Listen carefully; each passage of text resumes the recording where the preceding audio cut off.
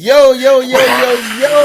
Welcome to Life with Anime Podcast, where you come to be entertained, find some escape and relief, and where we talk about the impacts that anime has on our lives. We are your hosts, Mr. Music Major. And Family Man Joe, how y'all doing? Hey, the switch up. Hey, first of all, the fact that you got the first time, Whoa, we good, we good, we whoa. good. And if you remember, you'll see the bloopers from the previous episode. Oh, that is actually a good blooper. I did stumble on Impact. I You said did. impacts, but you was good. Yeah, You I had it. did. You straight. Look, one take, Man. pee in the house, y'all. One Yo, take, pee in that's the house. crazy. And I I was was, looking at you too, trying to be like, oh, this nigga, get this Negro really going for it too. I had to. Well, I did it That was out of good. order. I did the arms before I was supposed to do the noise, then the arms. And I did the arms first. Like, oh, dang, I got to do the arms again. So Oh, I had to that's fix good. that. I had to That was fix that. good. But yeah, how your day been, man? Man, listen. Boy, I'm like, all right, I gotta get downstairs. When I get downstairs, I gotta find the juice, I gotta find the energy, I gotta find the smile. And it usually don't take much to get to once we get to this point, man. Once we start talking, I'm usually there. So we here. It was there. I was on the ride. Like, so you guys who don't know, I am a clinic manager, and I don't know why we want to have meetings at the end of work, but I had a That don't make work no sense to meeting me. from 5 to 8. How And you so got a work meeting after work? bro, Make that make sense. man, and so like I had to like legit like on the way home. I called my wife, let her know that hey yo, I'm on the way home, and I had to like try to pump myself up because I know like we got 2 hours to make this happen. Not only that, but sorry, Joe, we starting late because of me. Oh no, it's not. Listen, I was late, bro. I didn't. We talked about what we was doing. I didn't have the outline up. Man, I ain't had nothing up. I honestly, I didn't have my anime impact yet. I kind of came up with it as I was getting ready. I was like, oh, bruh, that's a good one. bruh. I didn't have my quote. And I was like, wait, honestly, my quote is tied into my anime impact, so they kind of go hand in hand and made it a little easy. I cheated. I'm sorry, y'all, It but was. it's still gonna be good. Okay. I'm Yeah. looking at it too. Listen. Listen, listen. They gonna tie in. I mean, they're It does different look moments, good. but they gonna tie in. You know what I'm saying? So, listen, bro. We It, both having a yeah, rough day, but we here. we here. We here. You know what I'm saying? We always It'll gonna be a be good here. time. So, Yeah. uh, Joe, go ahead and plug yeah, our we social, switching man. roles. So now I gotta do something I Yeah. don't normally do. Hey, yo, make sure you guys obviously wherever you're watching, whether you're watching on Spotify, whether you're watching on YouTube, listening on Apple Podcasts, any other wherever else you listen to your podcast at, make sure you follow, subscribe, whatever it is on that platform. Show some love, like the video, leave a comment down below. Let us know what you guys thought about it. But yeah, we're on YouTube, Spotify, Apple Podcasts, all the other podcast platforms. Instagram, follow us there. TikTok, we still here. Still You know here. what I'm saying? We on TikTok. P on Twitter, kinda. We on Blue Sky, Threads. Where else we at? P. I feel like I'm missing one. Oh, the biggest one. We on Discord. Yeah. Yeah, we on Discord. So make sure you guys join the Discord. We would love to have all y'all in there. At the time of this recording, man, we have like 40 people in there, which is dope. Each time we keep getting a little bit more and Crazy. more posts. It's Yeah. dope, man. It's dope. So, yeah, man, we got all kinds of stuff going on Discord. We love it. Hopefully, expanding more and doing more things once we get our footing a little bit. These next 2 months of recording is a little chaotic. So it's just chaos. So we're doing a lot of recording and less communicating with everybody. But we'll get back on track to that. Absolutely. So it's been good, man. It's been good. Also, shout out to all the Commander fans that unfortunately Oh yeah. yeah in the Discord. I'm sorry, in the Discord. Shout out to you guys. Shout out to all the Eagles fans too. All right, and we're The fact that you moving. said that is crazy. Yeah, I know. I'm trying to be better. If y'all didn't listen to the intro, and I realized I didn't. Anyway, if y'all didn't listen to the intro before, like during the intro, that this is January 27th of this recording, so. The game between the Chiefs and the Bills sadly went to the Chiefs yet again. We get I to watch wanted them the fools. Bills to, man, We got to watch them fools in the Super Bowl. such a good game though. Yeah, good game. And then obviously the Eagles beat the Commanders, which I was rooting for the Commanders, but I'm not mad about the Eagles at all. Yeah, I was rooting for Saquon did his thing. man. So I got former teammate AJ Brown on the Eagles as well, so rooting for him. But I was rooting for the Commanders and the Bills, and I was rooting for the both Commanders. my I didn't teams think are it off. was going to be that much of a wash, though. I was not expecting. It kind of just took off on them. It just kind of took off on them. But anyway, we're here, man. We're here. Yeah. We got a special edition. We got a special edition of Anime Impacts today, man. Preston decided that he wanted us to do Anime Impacts on anime we don't really rock with. You know what I'm saying? And I for whatever reason, I agreed to it. I let him take the lead on that. And I was like, you know what, P, you got it. That's what you want to do. You're gonna do it, because boy, and we both picked some anime that the community, y'all know, that we don't really rock with. So, with that being said, I guess y'all can guess where my anime impact is I from, can't wait. and it's from Demon Slayer, y'all. Yay! It's from Demon Slayer. Tanjiro, you know what I'm saying? Not the GOAT, but he cool. He's straight. You know what I'm saying? I'm not here to bash on him. My bad. I'm not here to bash on him. I mean, Let me back up. dang, dang. If you're caught up with the anime, hopefully you are at this point. If you're caught up with the anime, obviously we saw Tanjiro go through a moment, man, where he had to make probably the toughest choice he's had to make this entire show, this entire series, right? He was either protect his sister, get her out the sun before the sun comes up, or go after, was it 4? 3. No, not Akaza. 3. Oh, who Akaza you is talking 3. about? The little mini joint. Oh, 4 and 5. Yeah. So going after that dude. Now, you know what I'm saying? I don't remember the numbers like that. So I tried. But either going after that demon or protecting his sister and getting her out of the sunlight. And obviously this entire show, right? His entire life that we have witnessed has been about protecting his sister, doing everything he can for his sister. Every decision that this man has made is about taking care of his sister, right? Getting her back to the way she was. Obviously dealing with Muzan and the demons, but all that stuff with the demons leads to him figuring out what he needs to do with his sister. And so for him, he's put in a position to where, like, I need to go chase this demon, but also if I leave my sister, now she's gonna die, right? And so everything that I've done up until this moment is all for nothing. And so a lot of us get put in situations where, like, we've worked towards a goal or worked towards something our entire lives, right? And all of a sudden a curveball is thrown our way and we have no clue how to handle it. We're like, bro, I've been doing this my entire life. This is where I'm working toward. This is my goal my entire life, right? Stop it, Terrell. This is what I've been working for my entire life. And this is where every step that I've made, every decision that I've made is leading me to this. And there are times in our lives where we need someone to push us and to challenge us in the right direction. Nezuko was that person for Tanjiro, right? Nezuko is like, hey, yo, go. Like, she literally pushed the man and said, go chase after the demon. I'll be all right. I'll figure it out. It's going to be okay. The demon, handling that situation is more important, right?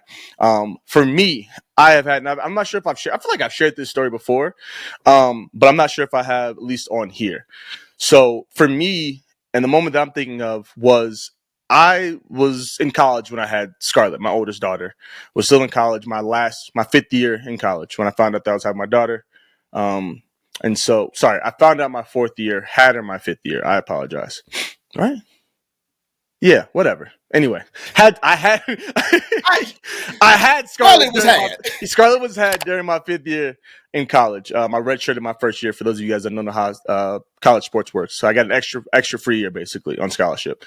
And so in my mind, I am a college football athlete who is not well known, who's not a major starter, who's not about to get drafted, right? And so in my mind, I'm like, yo, all right, cool. I'm gonna keep playing ball to finish school, get my degree, and at that point, get my extra certificate, my graduate school done. But once ball is done, I'm getting a regular 9 to 5. I'm finding a regular job, and probably in finance, dealing with my economics and communications major. I've already had connections building up to that, just in case things don't work out football anyway.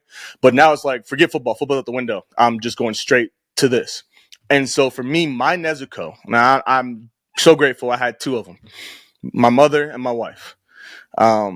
But when I tell you, they were like, look, Joe, you've worked. And the thing is, it's almost in a sense, it's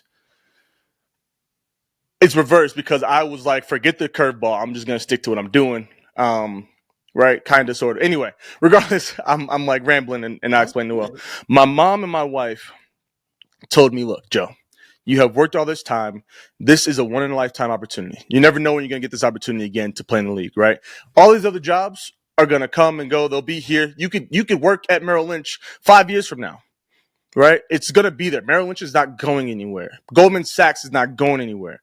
The NFL, it's either now or never, right? And so for you to have worked so hard to chase this dream, and for you not to just give that up because life is happening, don't do that. We don't want you to, hold a grudge towards Amber, to my wife, and my daughter, Scarlett, which I didn't know at the time what her name was, or whether she was a boy or girl, but towards my daughter, Scarlett.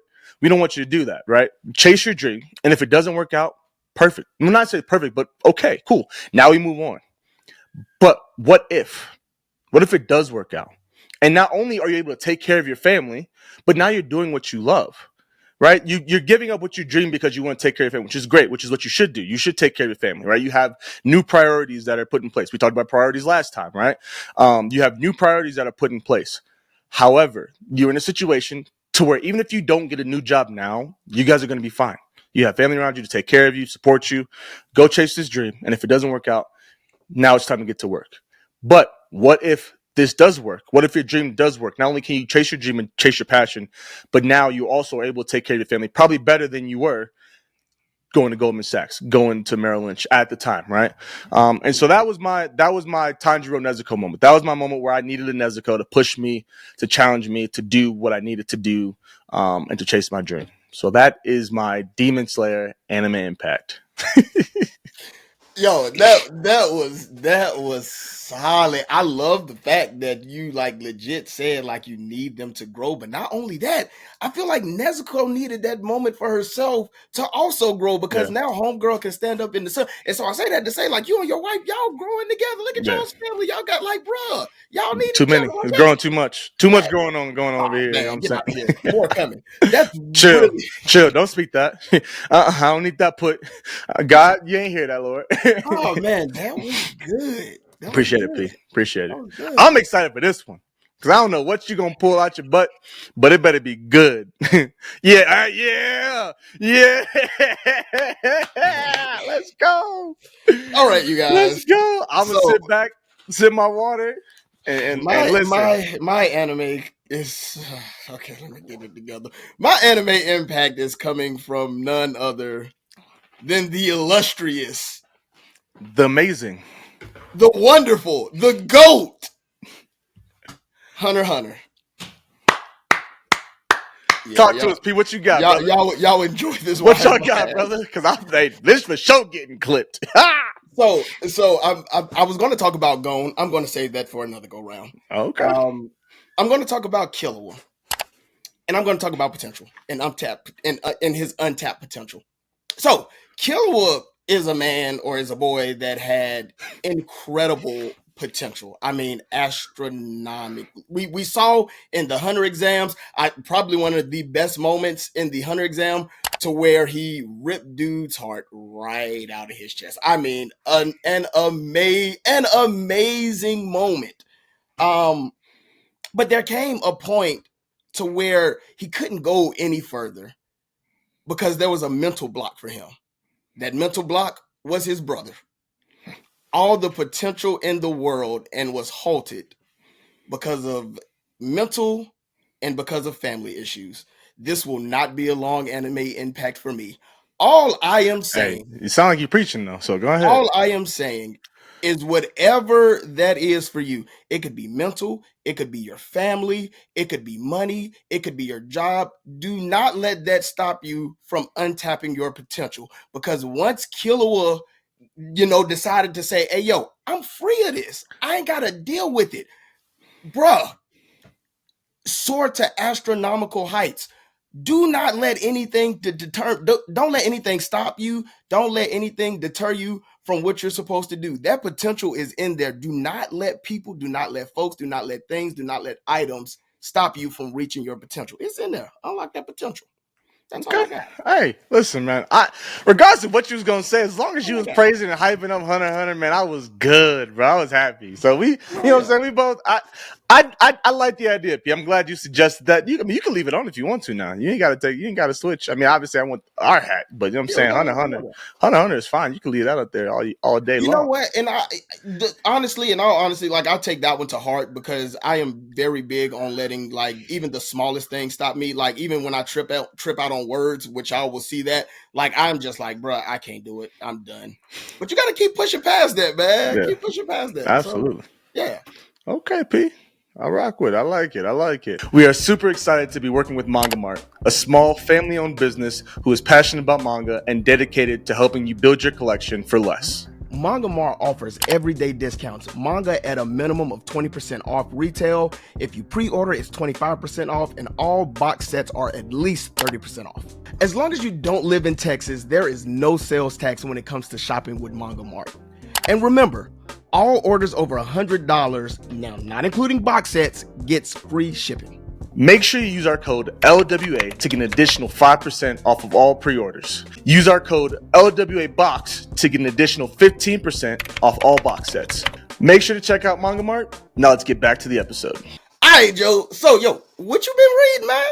All right. I didn't give you a heads up, so you did give me some flack for that earlier, and I apologize. We've been trying to at least give each other a heads up. And like I said before, I forgot to put the outline up earlier, man. But, shout out to the one and only Miss Annamel for another recommendation, another gas fire recommendation.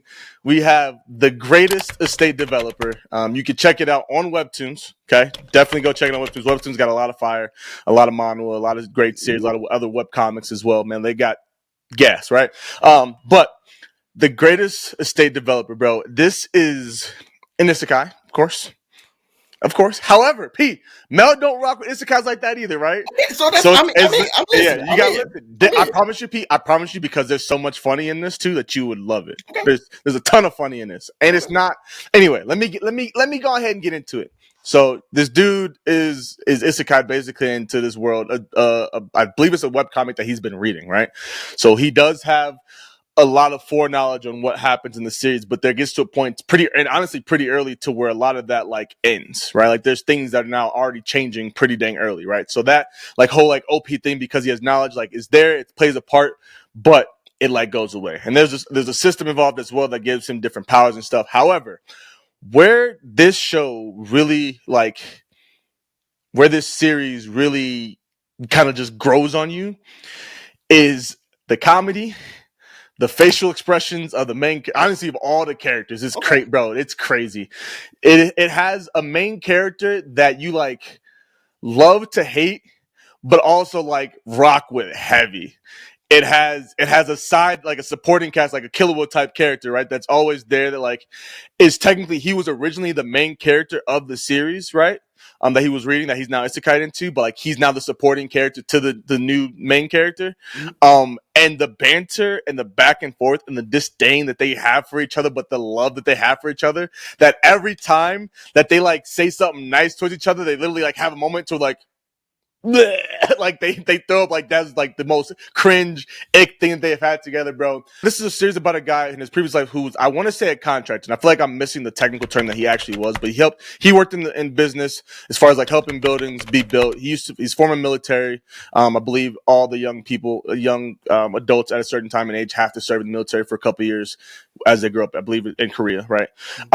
And so he did that, but he has a lot of trauma. Basically, he was by himself. His parents passed, both his mom and his father passed when he was younger.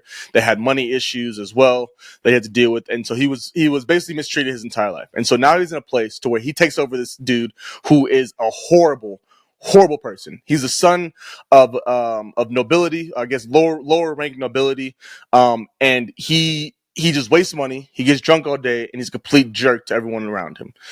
And so he ends up taking over this dude's body. And basically because he doesn't want to live another life to where debt and money take over and ruin his life, his parents are lost, which he knows that the parents of this character he took over are going to die soon. He's like, yeah, no, we're not doing that. And he like uses his knowledge of how to construct buildings, the technology for construction and different stuff like that to basically make real estate or different estates, whether it's a sewer system, putting a statue in the middle of the ocean, so like having to build that pillar down into the ground and putting a statue on top of it, all kinds of different stuff. The I forgot, it's like a onsen system. I'm blanking on the name, but basically like the heated floors that they have in Korea. So like he just goes all out, and his whole goal that he wants to do is just to live a peaceful, quiet, rich life. He wants to have enough money set aside that he ain't got to work another day in his life. He could chill, eat grapes out of someone's hands, feed himself grapes, whatever, and just chill, right?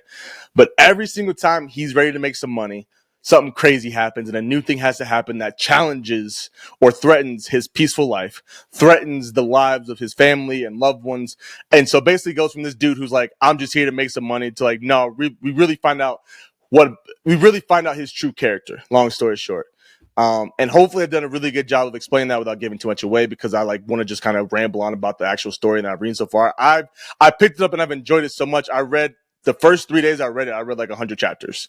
It was bro. When I tell you, I was next chapter, next chapter, next chapter. So is it when he was isekai? What kind of world is he isekai into? It's a fantasy. It's like there's magic, So there's dragons stuff like that, but he uses magic, but nothing like crazy. It's more like a mana core that like helps swordsmen do different stuff, and there's some almost mages and stuff like that. Sasuke and Peeps, like when he first started, like his magic was like really kind of well, yeah, but the magic in this universe is less than that. Like that Sasuke Peeps, like you can obviously do like all like fire. So this is just like to do mediocre tasks and things like that. No, because like there's like the mana that you use. Most people that use it are like swordsmen, and then like they level up kind of like their status of swordsmen. It's like trying to become like a master swordsman, basically. But your mana core plays a part. Like you have sword aura, basically, that you can eventually build up to, right? And there are mages that like cast like regular magic, right? But there's dragons, there's orcs. There's demons, there's mermaids, there's elves, like there's all that stuff involved in it as well. So I'm always skeptical, and this is what scares me about comedies, because sometimes it doesn't like convert well. Like I feel like anime comedy is way better than like reading comedy. Bro, it's so good. I'm not a comedy person. Yeah, say less. Bro, the moments they be having, bro, I be dying. Like just the way that they will look. Like some little bit of spoilers. The original main character of the story, the dude that like is this new second character, is like a good looking character. Everybody thinks the main character is a horrible looking character. So there are moments where like people think. So he's the state of nobility, of royalty, right? And so every time they go to a different place, everyone thinks that the warrior, the side character, is the prince or is the nobility, and just like ignores him because he has this like horrible looking, plain looking face. And so, bro, every time that happens, he gets like so downtrodden, and the dude that like getting all the love, like he just gives him this crazy look, bro. Every time it's hilarious, dog. Their interaction, their relationship is so good. Is it more of a comedy? Like, is there like going to be any like not devastating, but like any stakes involved? No, it's also just gonna be like it's a bunch of stakes. No, there's a bunch of stakes. There's a bunch of stakes involved, and that's the thing. Like, some stakes continue to happen. He continues to solve problem after problem, but things continue to go like they go up, but then all of a sudden, like things are crashing down. He's got to fix something to make sure that things stay the way that he wants them to stay. Okay, cool. So there's a lot. I know you big on stakes, Mr. Shangri-La Frontier. Where the stakes at? This got plenty of stakes. This got plenty of stakes.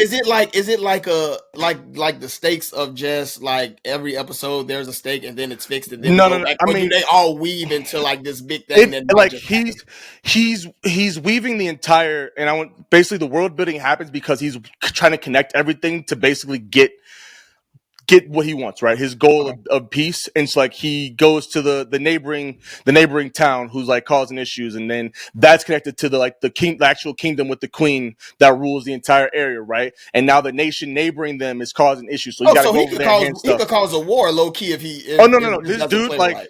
And again, all right. So yeah. Okay.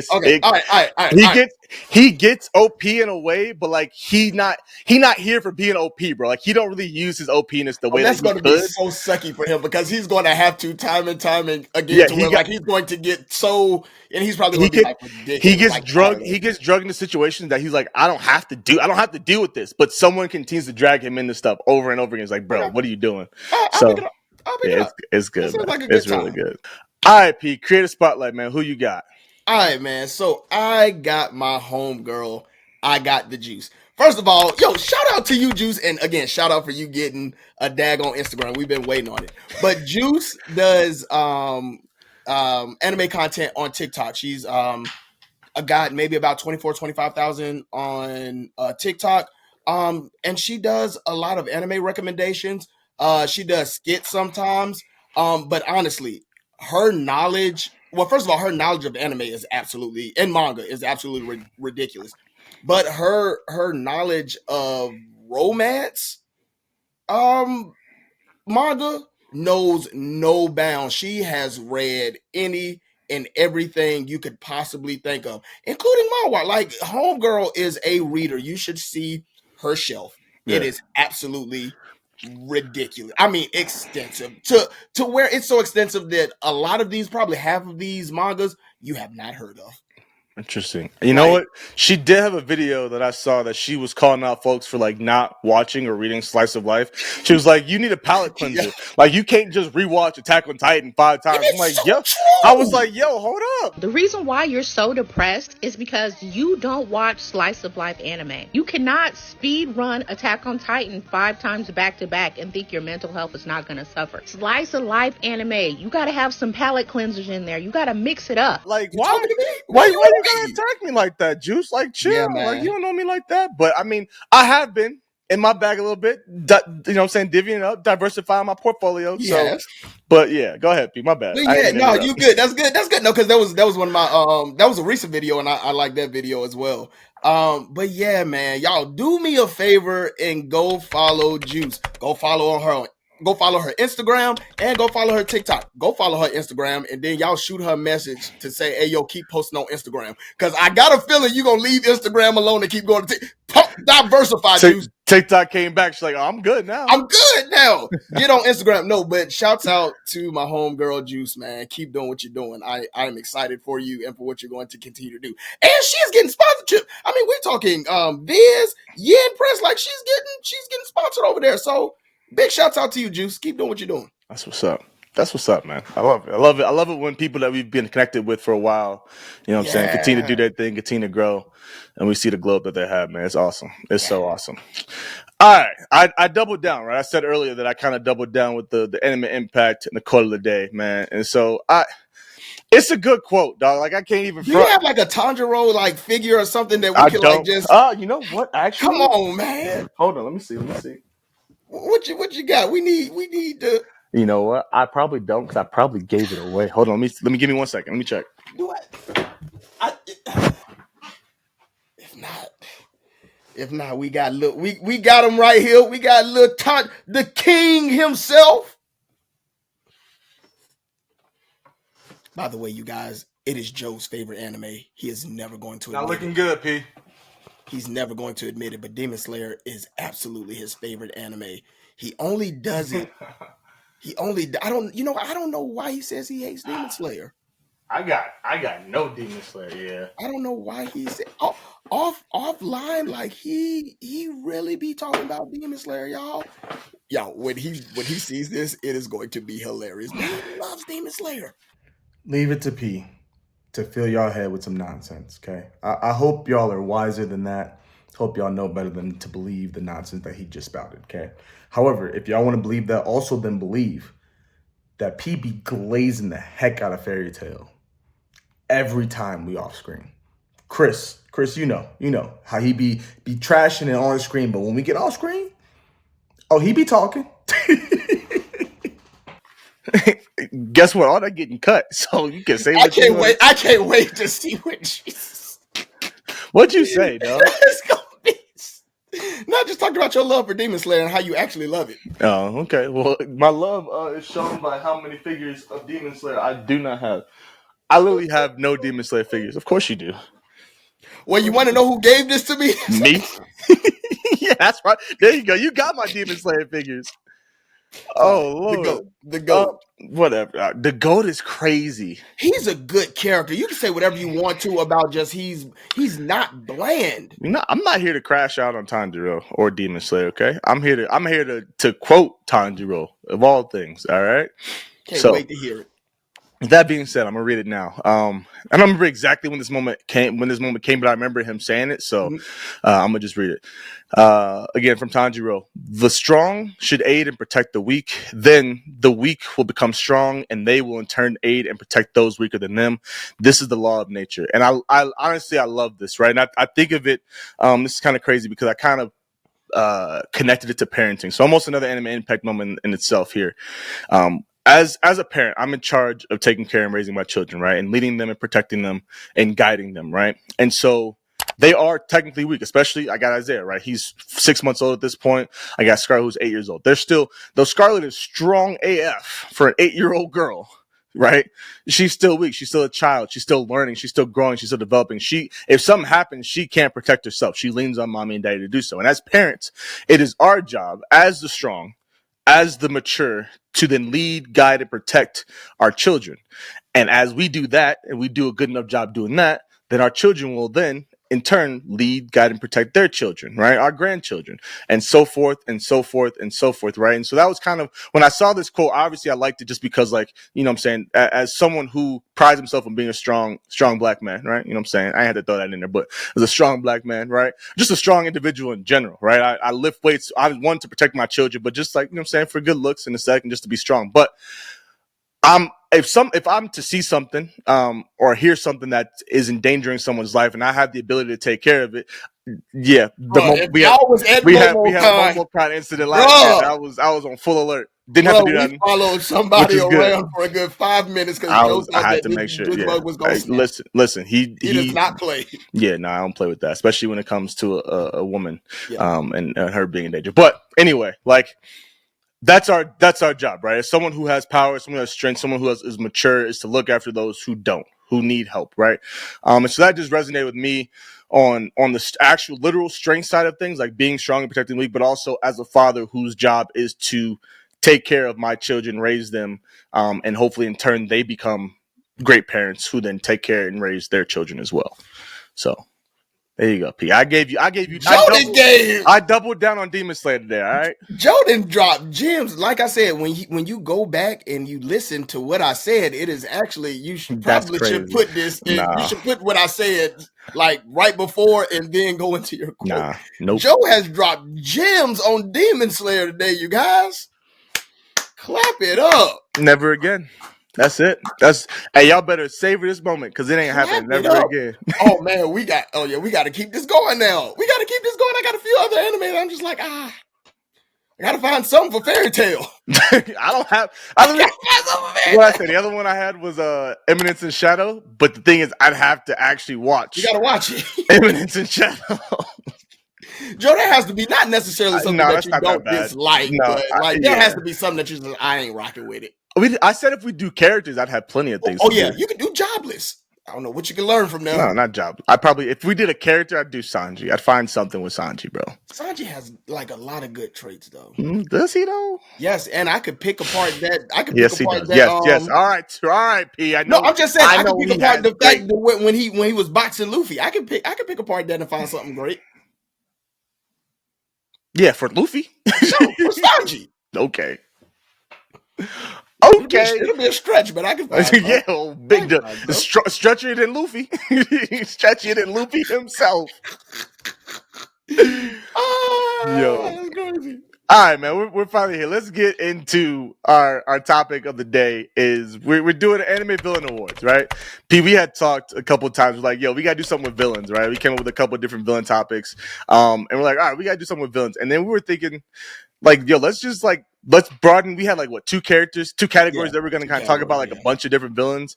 And so with like us having talked about the Anime Crunchyroll Awards and there being multiple topics that we can kind of dive into villains about, we was like, let's just do an Anime Villains Award, right? Let's just kind of all encompassing. So from the moment, whatever animes that we've seen. So these are all personal. I want to say that. Like, so me and Pete won't agree. Probably will agree on some of these, right? Agree on some of these, but it's not a collective list. It's not like there's one winner.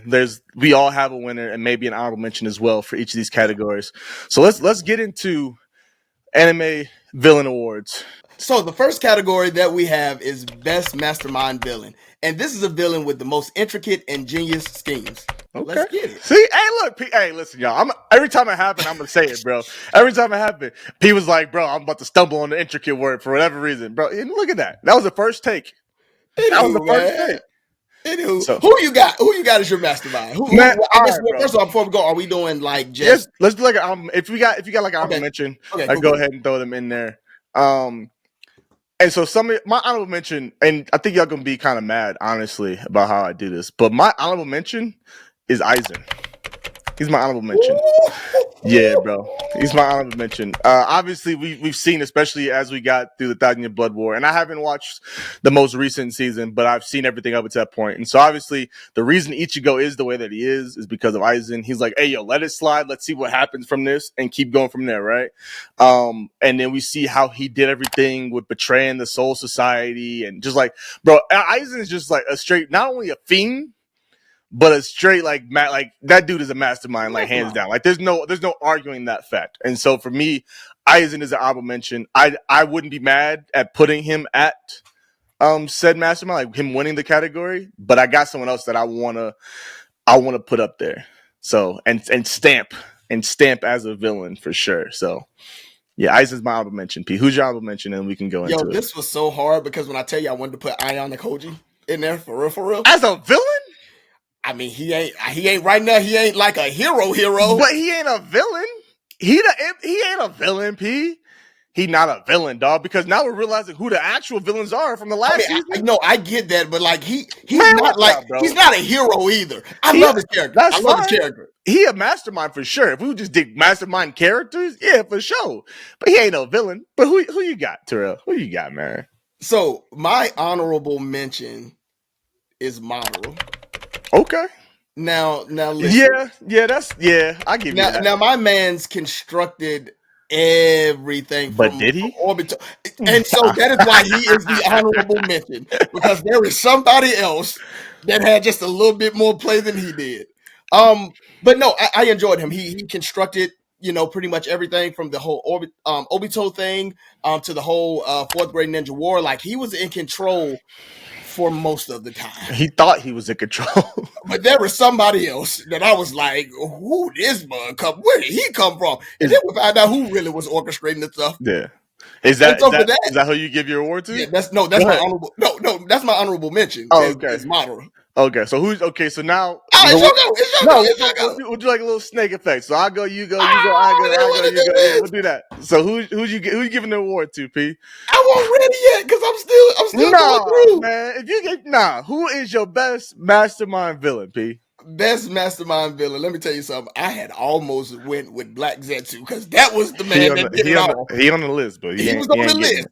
But it's got to go to Eren. Unfortunately, I don't, because I was looking at Light. I was looking at Grit. Like I was looking at a lot of these. Listen. I'm with you because that's who I got. Okay, all right, cool. I didn't think we was gonna align on this one at all. I didn't, because there was like there were so many people I wanted to give this to, but to know all you set that up legit, bro. From the get-go. We literally watched him talk his dad into setting the whole thing in place. Setting up the first domino. You knew your mom was going to die. No, you didn't know. You made her. You made it happen. Yeah, you made it happen. I can't. Like, I can't. He manipulated his father, his mother, his best friends, the Jaegerists, everybody. What do you do? Everybody. What do you do? And it had them all band together to take him out. Like, it's crazy. Because he knew that was the only way. Like, what kind of mad thinking is that? Crazy. It's got to be like. And I know. Yeah, go ahead. Go ahead. I was gonna say, I know there are stipulations on why he could control the power of the Founding Titan, right? But again, he's the first person that could do that, right? He's the first person. About that. We definitely talked about it. He's the first person that was able to. Everyone else that got the Founding Titan lost control. They couldn't do what they wanted to do. Aaron was like, "All right, because you could have put multiple people in that place, and they would not have come out like Aaron did. Because we've seen people try it. Manipulated Zeke, who came over here to do what he wanted to do. Bro. He came to use you, and you said, "Ha, Uno reverse." And when Zeke came in, we knew that his play, like Aaron turned that mug around. Crazy. What? Yeah. So it's gotta unanimous. Life with Anime podcast. Best mastermind villain, Eren Yeager. Yo, this won't happen too much. Hey, and yes, that man is a villain. For all y'all that want to argue, he is a villain. He ain't do nothing wrong. I would have did it too. Well, you a villain too then. You would be a villain too. You wrong. And your Justin, mom's stop. No. Justin. You a villain. Justin, you gotta do better, man. You gotta do better, man. Next category is best redemption arc. This is a villain who transitioned to the good side in a satisfying way. And my honorable mention for this one, I feel like I hope we have the same person, right? You know what? No, here we go. I'm throwing a curveball because I'm all about curveballs today. Okay, I'm all about curveballs today. My honorable mention is Vegeta. I knew it. I knew you was gonna do that. I was gonna put him as. I was gonna put him as the actual winner. Oh, then I know who your number one is. I know who it is. We'll see. He's my favorite second favorite DBZ character behind his son, Future Trunks. Okay. I wanted to change my name to Trunks. That's why, like, it got to the point with the sword, the hair, the fit. Like, he just came out slicing up Frieza. Anyway, it's about Vegeta, his father. Yo, like, to see this man again, who came here to cause problems, to blow up this planet, right? And now all of a sudden, you are one of the planet's greatest heroes. You are arguably, and this is not a shot at Goku, but a better father than Goku. You a man that didn't care. You gave no F's about anybody but you, and you. That's it. But for you to then get a wife, the fact that you settled down, stole from him, child. Hey, Mr. Steal Your Girl, okay? Which, hey, you know what? Hey, if you can do it, you got it. I understand. I understand why you did what you did, okay? I think many of us understand why you did what you did, okay? But you stole somebody's girl, made her your wife, knocked her up, had, at the end of the day, two kids. Like just that whole 180. And then for your moment, again, I know we've talked about it before on the show, but your moment is... this moment is a good moment and a bad moment for you, but you blew yourself up, as Rob said. You blew yourself up like Pedro, okay? Didn't finish the job. But the way you went out, the way you went about it, bro, the way you like, you know what, Trunks, I've never given you a hug before, and doing that, then the quick chop on the neck, Ayo, get him out of here. The Ayo, if you can land a punch on me, I think it was, then I'll get you ice cream moment, right? Like, just like the way we expect a father like Vegeta, right? We're not expecting him to be the greatest man since, like, the greatest father ever, right? Yeah. But to see him go from the way he was before in the very beginning, he first showed up during the Saiyan saga, right, to the way he went out in the Buu saga, to even him crashing out on Beerus. That's what I was finna bring up. My bad. That mug said, "You touch Bulma? Go ahead. You got it." And he started giving Beerus the work. I mean, Beerus just did a little slack. Dude went and started giving Beerus the works. Listen, bro. Hey, listen, there's one thing I don't play about. My wife and my kids. You come and find out. You know what I'm saying? So that is my honorable mention for the best redemption arc. Okay. So this guy isn't a villain, but he started out to be a villain. It comes from a silent voice, and it's actually the main character. It's Shoya Ishida, the guy who was originally picking on the Death Girl. Again, very big redemption. He was a menace as a kid. He was a show off. He always wanted to be seen in the spotlight, and so this Death Girl transferred to his school, and all he did was pick on her, like even mock the way that she talked, because she couldn't talk as well as the others because she was deaf. Mock the way that she talked, and then one day ended up pulling her ear, her hair. What are they called? Hearing aids. Hearing aids. Ended up pulling her hearing aids out of her ears and made her ears bleed. So after that, the girl ended up transferring schools, and they don't meet again until high school. And so now he sees her for the first time, and he is filled with so much remorse and so much regret and wish he had done better. And now his job is to like do right by her in any way that he can. That means like even when people are still picking on her, he steps in and say, "Hey, yo, chill on her. Like, don't like." So for me, that is really big to have like somebody who was a bully at one point in time, and now you're going to protect the person that you bullied. And not only that, but she is so welcoming of the fact, even though at one point in time she's because she's now found other friends, and her other friends are like, "Stay away from her. We heard about you. Yeah. You don't get to be her. What you doing over here? What you doing over here?" So yeah, that is my honorable mention. I feel like we're finna land in the same place. If we land in the same place, I'm gonna be shocked. I feel like we're gonna. Okay. You want to say it on 3? What letters does it start with? Z. Nah. Okay. Nah, we good. Go ahead. I started to do one more. Oh no, it's Snake now. Right. So now it's your turn. Okay, so next time, no.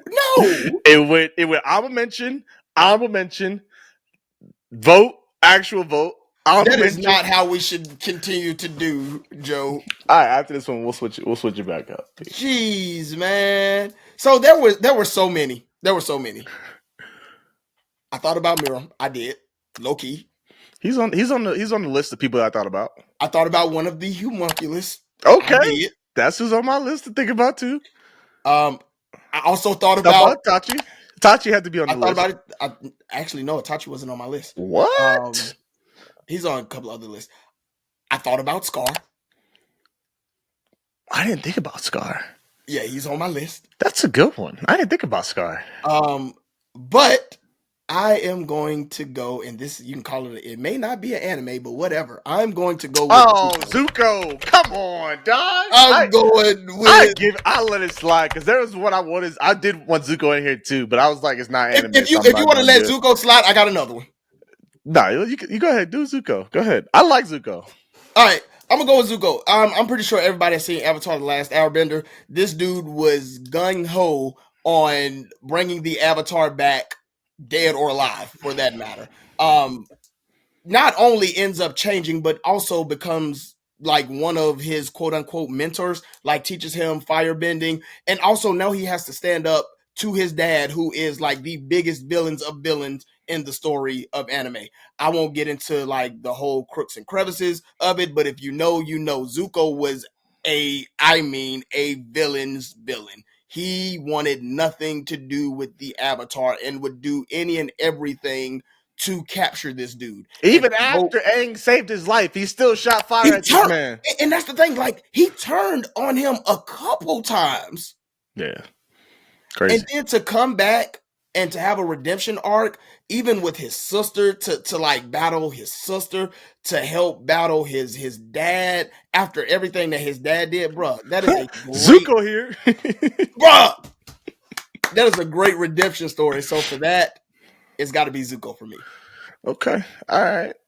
You mentioned mine earlier. Mine is Greed from the Full Malcolm's Brotherhood. That is such a good one. I wanted to so bad, man. And I was like, I'm going through all these categories, and I'm like, I got some FMAB characters in here on a lot of different categories. I'm like, am I just biased or like legit? But I'm like, nah, Greed definitely one of them. Let me tell you why I thought you were going to say Greed. That's why I didn't say it, and I said I had some homunculus. No, I knew for a fact. I was like, this dude gonna pick Greed. Yeah, man, I ended up going with Greed, bro. Like, I mean, the thing is, it's twofold. It's not necessarily twofold. It's complicated with Greed, right? Because Greed takes over someone else's body, but so it's not really. It's partly that Greed changes, but also it's what's his name? Lin? Is it Lin? Dang, what's his name? You're talking about the one that the prince comes from the I think it's Lin. Ling, yeah. Ling. It's Ling or Ling. Yeah, Ling Yao. Yeah, I was right. All right, Ling. Yep. Yeah, it was Ling. Man, and this dude, obviously, the thing is, Greed is a perfect fit for Ling, right? Like, this dude is on a mission to do one thing, and he is very greedy, but he's also a kind leader to at least his loyal subjects, right? But for this man to go from, like, the fight that he originally had with Edward, and then Fear Bradley coming in and dicing that man up, capturing him, bringing him back to father. And he just like, the thing is, he was like so nonchalant, bro. He was just like, all right, well, peace. And then to come back to have to fight to take over Ling's body, and for them to kind of like end up meshing and being characters like obviously play a crucial part at the end of the story. Honestly, throughout the story, once they get introduced, is super dope. And like for Ling to like hand over his body, for Ling to kind of pop out at certain moments where he needs to, and Greed's like, hey, what's up with this dude? Like, okay, who is this cat that like it shouldn't be able to do what he's doing right now, but has his moments where he just kind of pops out, and for them to end up meshing, and then obviously going back to his home country. We don't see what happens afterwards, but we assume that once that happens, he's definitely going to do what he set out to do. It's not like he did some crazy transition like a Vegeta, but I think that plays a lot into the length of the story itself. But he does play a crucial part on the hero side, right? And so for me, my go-to best redemption arc character is Greed from Full Metal Alchemist Brotherhood. So That's good. yeah. I feel like we're going to be on a lot of the same pages. I feel like we have to be. You know what? Scariest villain is our scariest villain is our next category. And P said we're going to be on the same page a lot. I'm curious to see if we're on the same page for this one. So I think so. I will go first this time, and then I'll also go first. Yes. On who my actually nominee is. Okay. And so, scariest villain, real quick, is a villain that sent shivers down your spine with their presence and/or actions. Yeah, no, for sure. So and I don't think we're gonna agree on this nominee, but my honorable mention is Caster from Fate Zero. Joe. Maybe okay, never mind.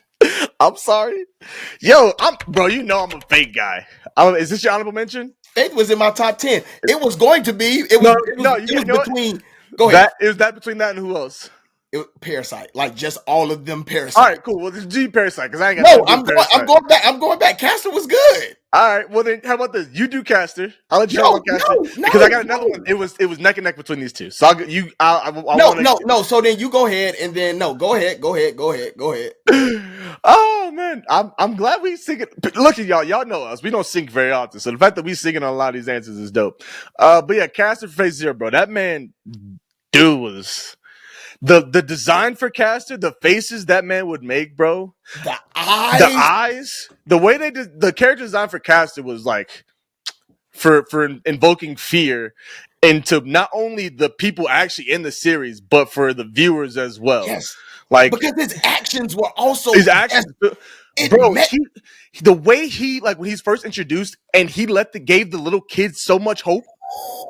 He's like, okay, here you go. Go ahead. The door's right there. The kid opens the door. Like, yo, what? That was like one of the best jumps. Crazy. And like he continues to emulate that throughout the rest of the series that he's evolved in it, bro. Caster gives my honorable mention for scariest villain, man. Ditto to what Joe said. Caster is also going to be my honorable mention. For everything that Joe says, even his like when I tell you, like he is just his laugh too, yes. Like he is just such. You watched it dub, right? Yes. Okay. All right. I want to make sure we're hearing the same thing. Yes. Okay. He's just such a menacing character, man. Like I remember watching that at night, and I had to be like, "Whoa. Bro, yes.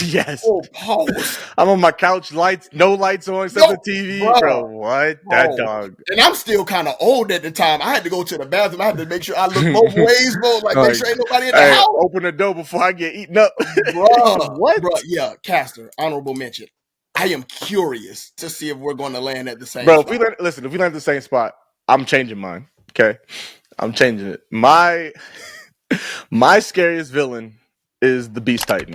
Okay, no. All right, cool. That's a good one, though. Bro, when he first pulled up, when that man first pulled up, I'm like, hey, yo, we got a problem. That much came in skipping. Bro, when you got that close up view of him, like when he pulled up, like it was like his face was right there, bro. Bro, they did. Shout out to the artists, shout out to the animators, bro. They killed that because when Zeke pulled up in his beast form, and you got to see him like in that close up version, his eyes was like crazy. His face was, bro. Bro. I give it. I feel like I honestly could have switched it, but I think the overall vibe of Attack on Titan was like the Titans when you first saw them, like they're very creepy, right? Yes. And like so, I think that's the thing with all the Titans. They give you their creepy vibes, like they creepy out. Yeah, they're a little scary, but they're more like creepy. Like, hey, yo, what is that? What is that? Yeah. But Zeke's Beast Titan form when it first introduced, like, no, that's like fear was invoked.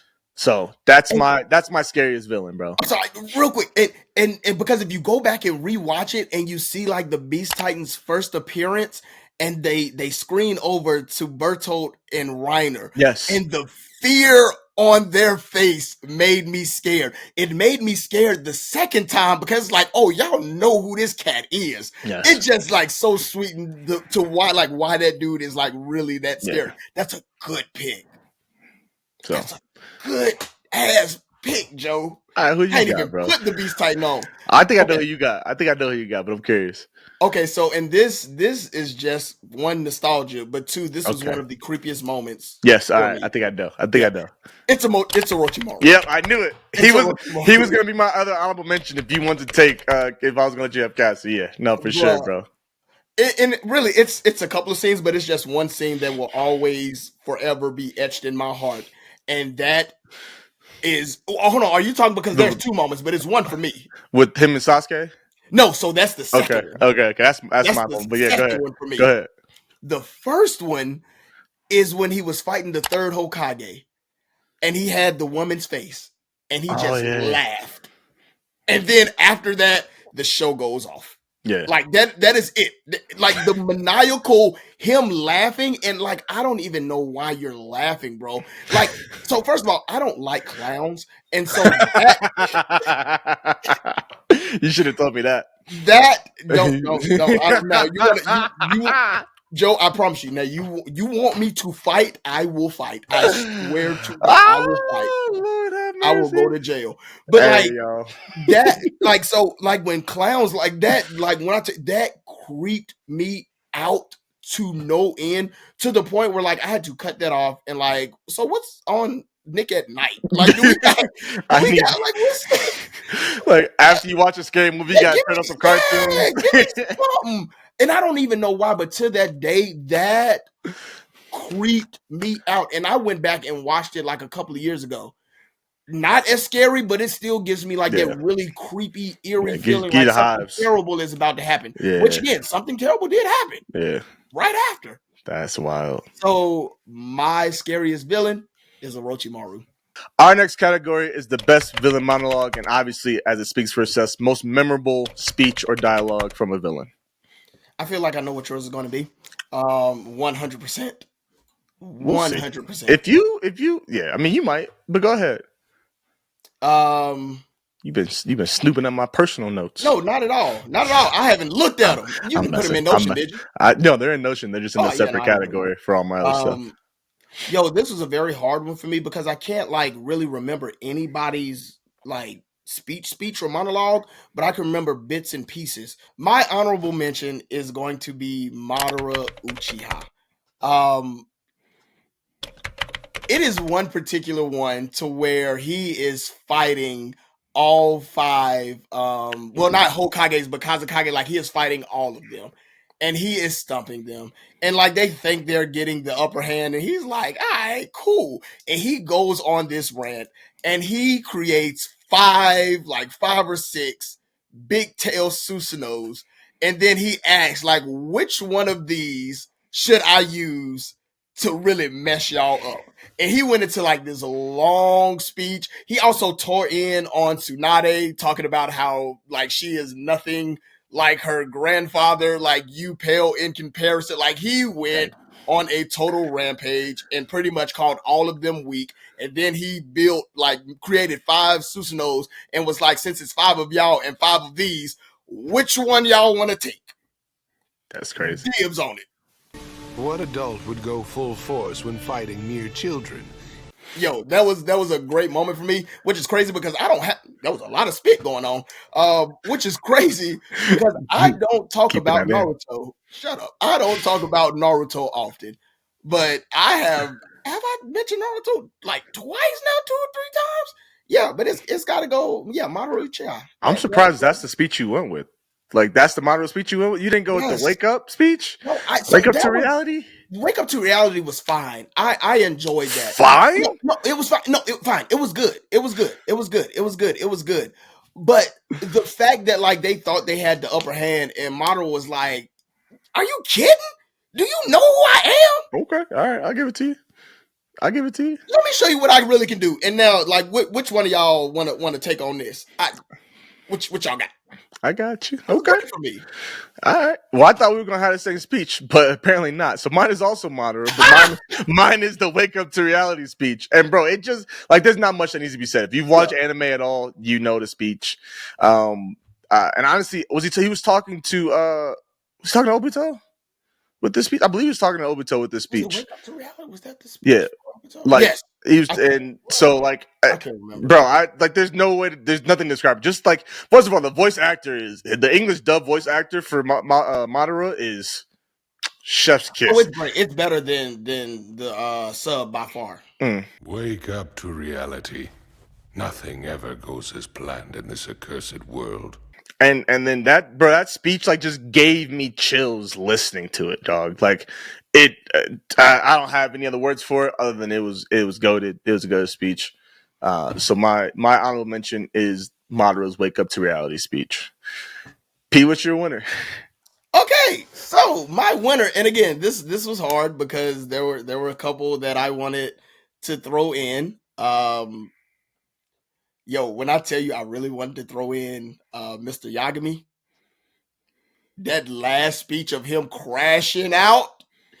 Is he a villain though? Light? Oh, Mr. I thought you said like his dad. I thought you were about dad. I was like, wait, what? No, I meant Light Yagami when okay. I did say Mr. Yagami. Yeah. You said Mr. I was like, oh, what? Yeah, no, when he crashed out. Oh, for sure. But with that being said, sleeper, I'm going with Stain. Okay. Stain had one of the best monologues about pretty much what it meant to be a true hero. He was like, all y'all out here pretending to be heroes, y'all ain't the hero. There is only one hero that I look up to and that I will forever look up to. The rest of y'all, frauds.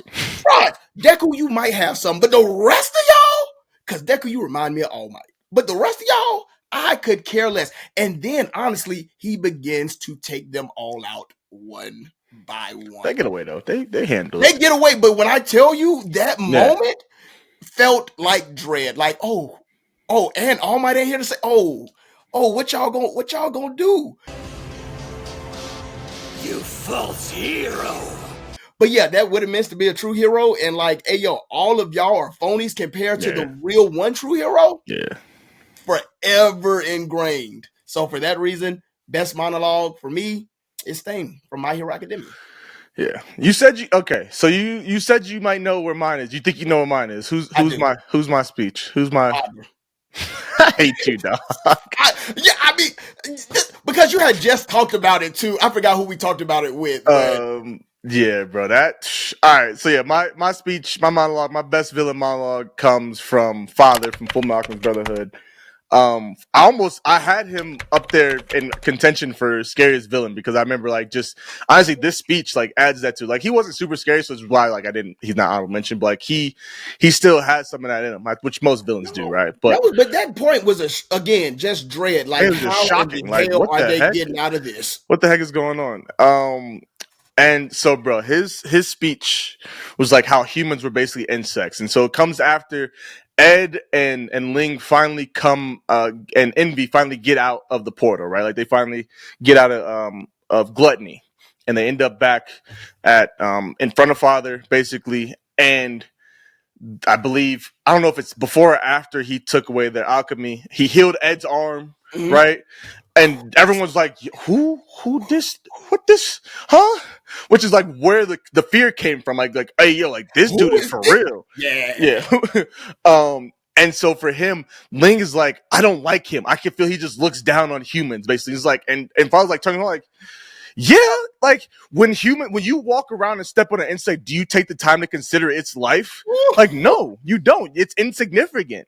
Right. And so basically his thoughts is the same as we feel about insects. His thoughts are about humans. When you notice an insect on the ground, do you stop to consider it a fool?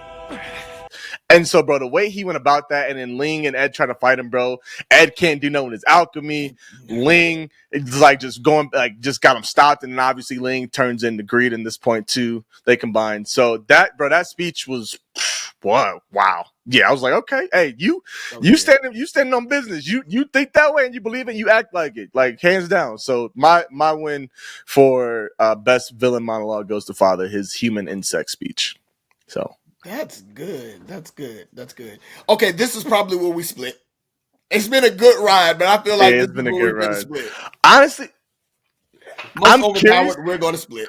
I'm curious, P, because who I want to put for honorable mention, I feel like might be either your honorable mention or your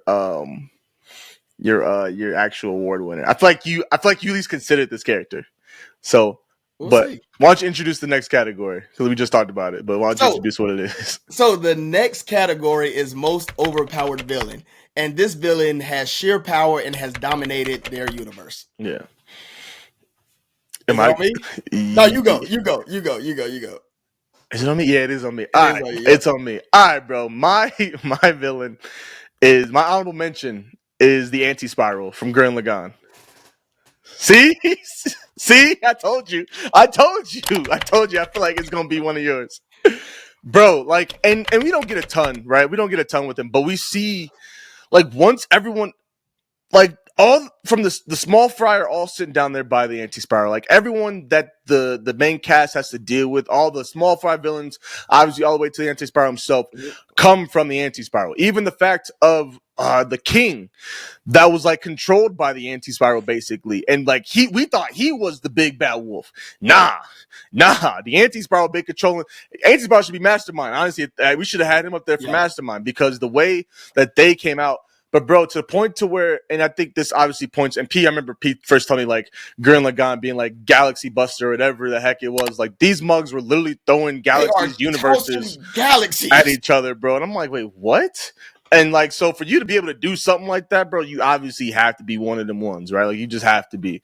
And like, I don't think they were like a crazy in-depth villain. Like there's not much to them as far as like character. Yeah, they're but pretty power, much that, right. But like, but as far as like overpowered, all power, like all knowing, like one of those like just beings that are there.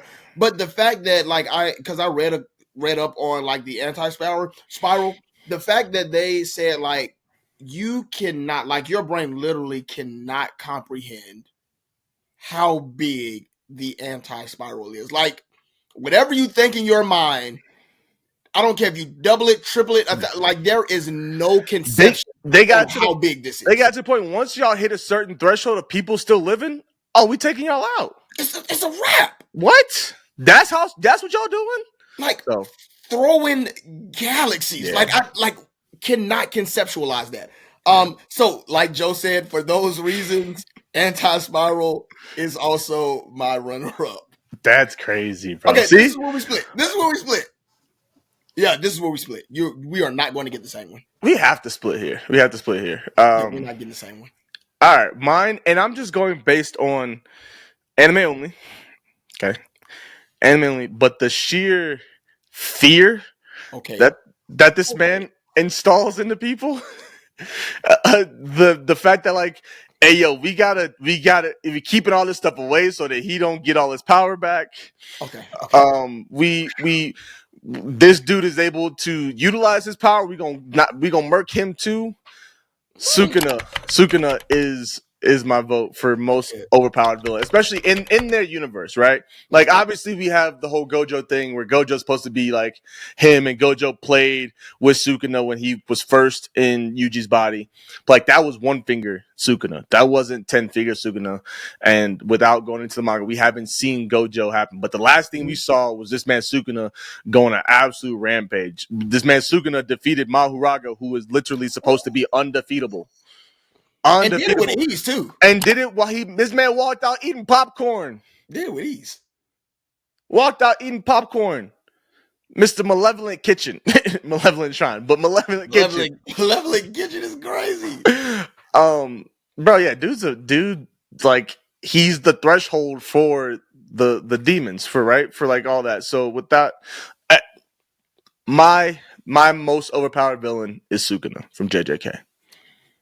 Okay, cool. I'm very curious. I'm curious now. That's good. That was by the way, I had Madara father as one of these as well. I had him on the list as well. Just because the way the dude literally shut off everybody's alchemy. Like the only reason why he's not there is because he got beat. That's the only reason why. That's the only reason. Yeah, I get you. But this man literally took a step and shut off everybody's alchemy. No, 100%. 100%. So, I got you. I understand. I mean, I didn't put him up there either, so I get it. Okay. My most overpowered villain is Insama from One Piece. Joe, hear me out. I'm trying because we ain't seen nothing. But here, and this is why I think he like we ain't seen nothing, So anime or manga. we've seen a couple of things. Okay. We've seen the fact that he has sunk, excuse me, an entire island. Okay, I mean One, the authority he has, yes, but not the authority. Like, we think that might be something like that he can do. We don't know if that is like yeah. We don't know. actual. You're right. We don't know. We don't know. But the fact that we could talk since it's anime right now. Okay, yeah. And if it's as long as it's anime, I was gonna say make sure no manga spoilers. Anime, go ahead. Oh man, so I can't even go into this. But Yeah, that's yeah. fine. But the fact that he has his thumbs on the 5 girls, and we know like what these guys can do, have been doing. Nobody can really pack them up because, and if they could, I mean, and if they weren't that power, like I feel like they could like probably get up, getting something out of here, because if that's what they wanted to do. The fact that nobody has touched this man, the fact that he is able to sink ships, the fact that, and I'm also going off a moment when he was first introduced, that should have been a scary tale moment, because they had that music and then his voice with Lily, like, bro, I'm just saying, like, I know that it is early to call him an overpowered villain, but the fact that he has not been touched, the fact that he is sinking All right, islands, Sabo. the fact that, oh, don't you do that, the fact that he made the sea level rise to me, and that is already going to be an issue now.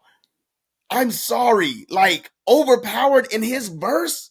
We did a ranking with I mean, that One right, Piece song. but Where do we rank him? number 1. Right now, most overpowered and can't be touched.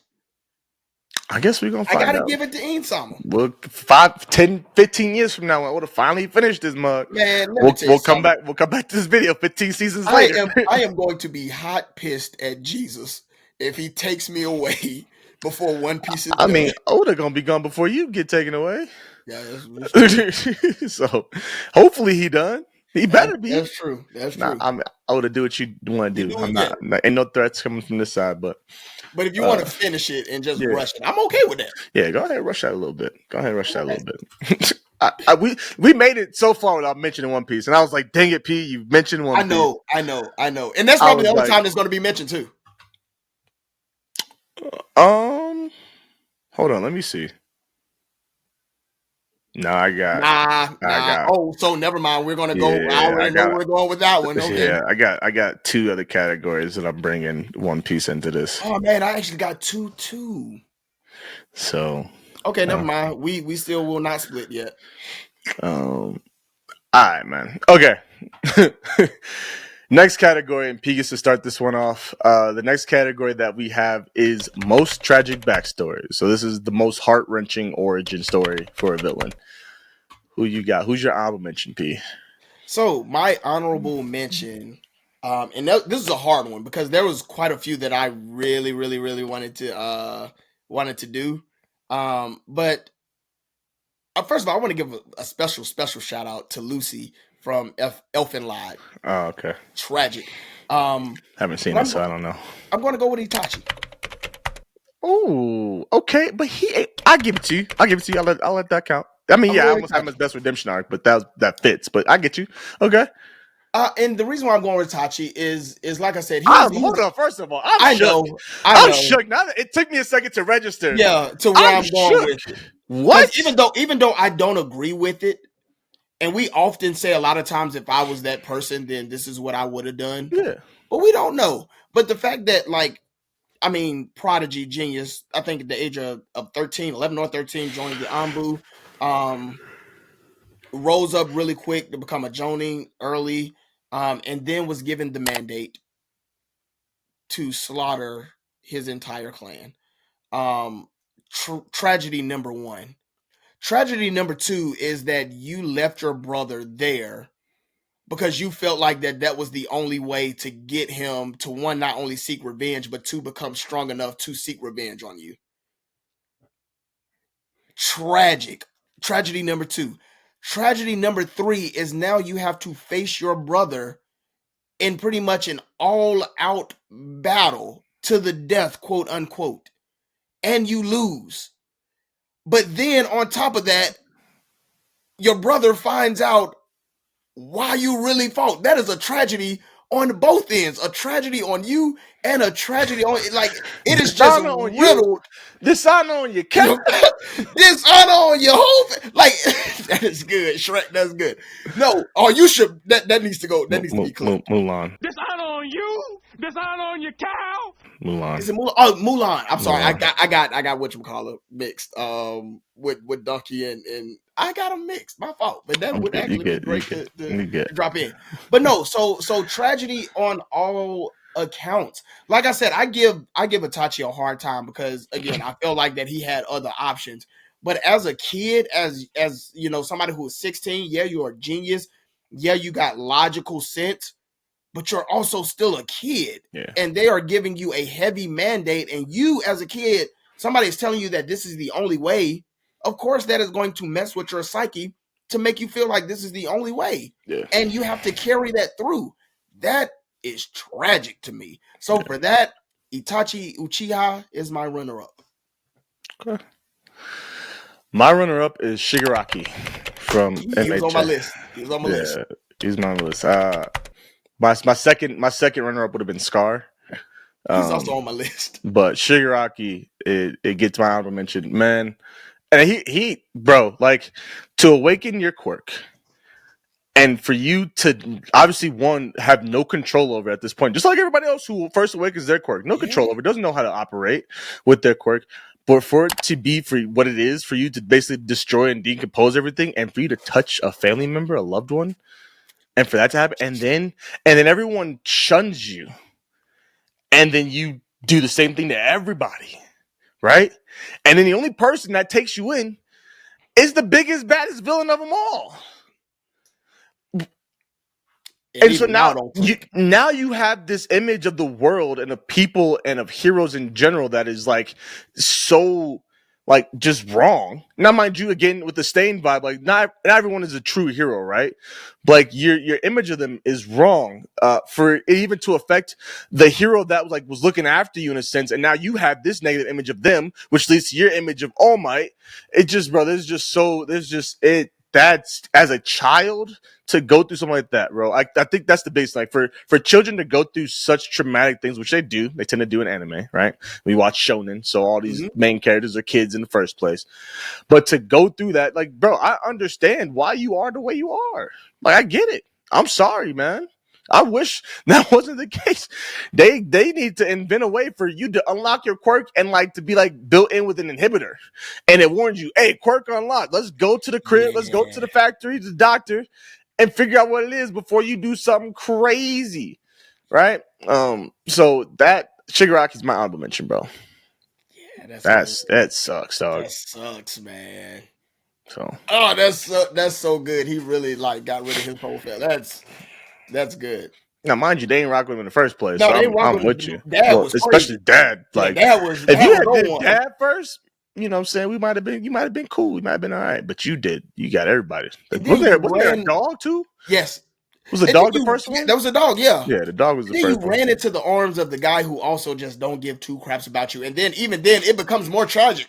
Yeah. Like your backstory has you was manipulated your entire childhood. Your entire childhood. That's okay. P, I'm gonna be hot if we agree on this one. We're not gonna agree on this. We're not. P, I'm gonna be hot. We're not. Okay. I'm gonna be hot.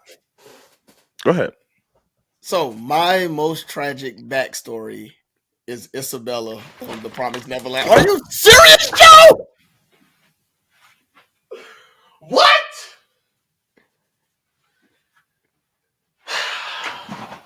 What is going on today? It's the prayer. We prayed before. We were praying before every recording, y'all. God finally was like, "Let me touch him real quick." This is ridiculous. I'm hot. I'm low-key hot that we agree. We both got Isabella as the most tragic backstory. Go ahead, talk about it, Pete. All right, we can tag team it, man. You got it. You started us off, man. That's crazy, dog. I don't know if I should have crashed out that much. I apologize, y'all, for crashing out that much. Bro, we are 7 categories in, and me and P have agreed on something on every category. honestly, this was the one that I thought that we were going to. Bro. I was not expecting you to do Isabella. I was Bro. not. Oh, I have words for why Isabella's is most tragic, but go ahead. You got it. You start us off. Why you okay? No, not words for you. I'm just saying I have strong reasons, personal reasons as why Isabella is the most tragic backstory. Yeah, I mean, so to start off, she was in the same predicament that we found our main character in. Like she was in a house as a kid, found out what was really going on, and had a chance to, hey yo, I'm gonna make you a maid, I'm gonna make you a mama.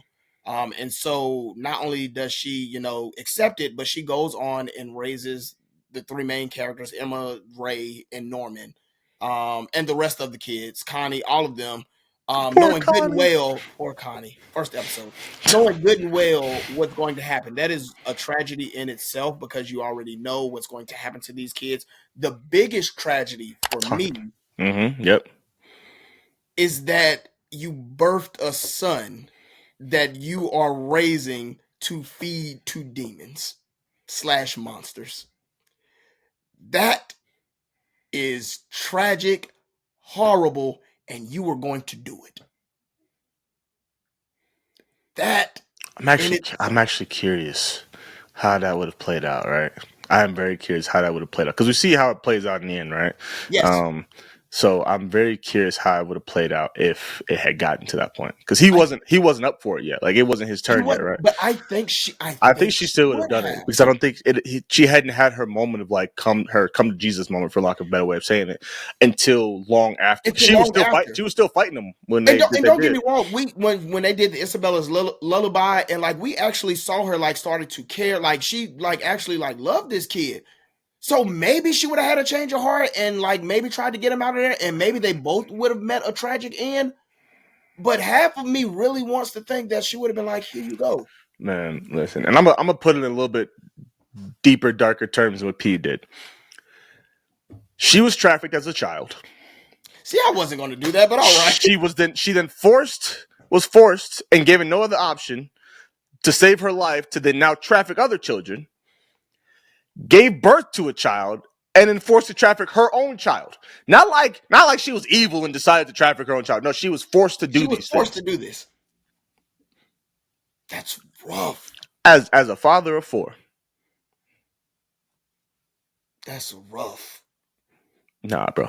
Nah. Like I'm heavily involved in organizations that are anti-human trafficking and give a lot of my time and resources to it, bro. But like that's if there is one cause in my entire life, like if I was like, Joe, you can only care about or give to, donate to, whatever, one single cause in your entire life, that's my cause. Like that's it. And so like that's why, and that's how I made it personal, because like for what I'm like, this is like I feel so strongly about this. Like again, and there's so many great causes out there that I'm also involved in. But like I'd push everything else to the side and like you can only do one. This is the one. Boy, so and I apologize for the dark language. So I know there are people out there, and I've met people. I know, and I don't know how I'm gonna handle the editing for that. I may just leave it. We'll see what happens. No, you leave. But like, bro, that like, well, once I like went back and like looked at all my candidates, I'm like, bro, it's not portrayed so gruesomely and horribly, but when you really sit down and think about it, and I think that is the thing, like, because she wasn't going to be my most tragic. Honestly, Scar was going to be my most tragic. Yeah, bro. To wake up with your brother's arm on you, which you have no clue nothing about any of this power, bro. Yeah. So started to be mine, but as I thought about it, because really for me, the tragic part was that like you have to like what happened to you now. You know what's going to happen to these kids, and you have to like continue like that quote unquote legacy of making that happen. But then I thought about it. Hold on, your son is in the group, and you was doing a quote unquote good job at being a mother. Like and being in twofold, right? Being a good mom to these kids where they loved you. I mean, and being a good mom for in the demons perspective, right? Because they love the fact that you could raise such good children with great minds. The quality of your kids at the farm was one of the greatest ones. Creme de la creme. This is the best farm. That's. Yeah, Isabella is most tragic Most backstory tragic backstory. for Life with Anime Podcast Villain Awards. Psh, bro, what?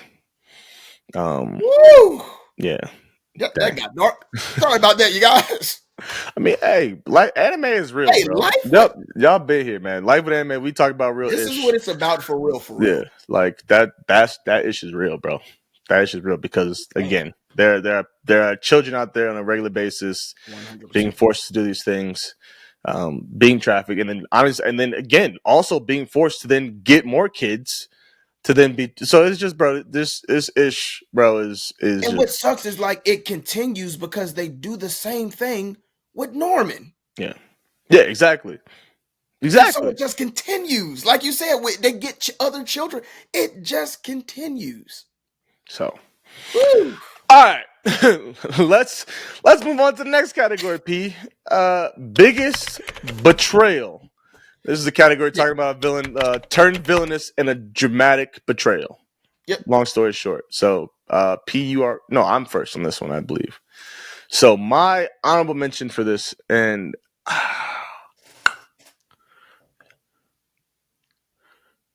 Joe, please don't do this. no, I know who. I have a feeling who your number one is. I feel like I have a feeling. You know who my number one is. Yeah. But don't do this to my runner up. See, bro, there's so many categories. I'm honestly.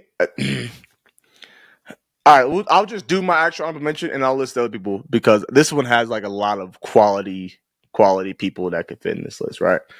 And so my honorable mention is Kanjuro from One Piece. The wow, the dude that I forgot is the painting guy. Guy that was with Momonosuke with the samurai. That is bro, good. He honestly deserves to be the winner because it was the most left field betrayal ever. Like wait, what? What? Hold on, huh? You've been. I remember the dude we've been waiting that we've been couldn't figure out who was doing all this, bro. It's crazy, bro. What? Like and nobody ever suspected. He got sent back in time with him, huh? That should be one. That woo. Bro, it's up there. Like it really is up there for you to do that. And then I get I don't get it, but like you had your whole story behind why you did the way that you did and how they did your family, bro. But then you I guess you got somewhat of a tragic backstory, but for you to turn like somewhat, maybe you could have been potentially in the most tragic backstory category as a nomination. I don't know. But bro, the way you turned on your boys, which I guess they weren't your boys from the jump. That's the thing. He was betraying from the jump. From the jump. This was always a thing. Before we went back in time. He was introduced to the group as a traitor. It wasn't like and you infiltrated so well. I mean, even to the point where his character was so carefree. He faked his drawings you nerfed yourself like crazy. Sir. Bro, went and saved one of your other samurai just to end the end. Find Momonosuke and snatch him up and betray him, bro. Boy, when I tell you, I mean, total left. I can feel. I forgot the main samurai's name, bro. But I could feel the pain in his voice. Is it Kanjuro? Kanjuro's the betrayer. Oh my god. Yep, gotta look it up real quick. Go ahead. But I could feel the pain in that man's voice when he found out that this dude's a traitor. He screamed from the boat across the water to Kanjuro on land with Momonosuke. Kimimon. Yeah. Kimimon screamed, bro, and yelling at Kanjuro. That I could feel that pain. Oh, he was like pain. Yeah. So runner up for biggest betrayal, Kanjuro from One Piece. So there you go. That's good. When I tell you this was so hard. Yeah, it's just hard because this character is either I know one character between these two categories for you. So she has to be on here. So my runner up. Yeah, I'm gonna just do it like that.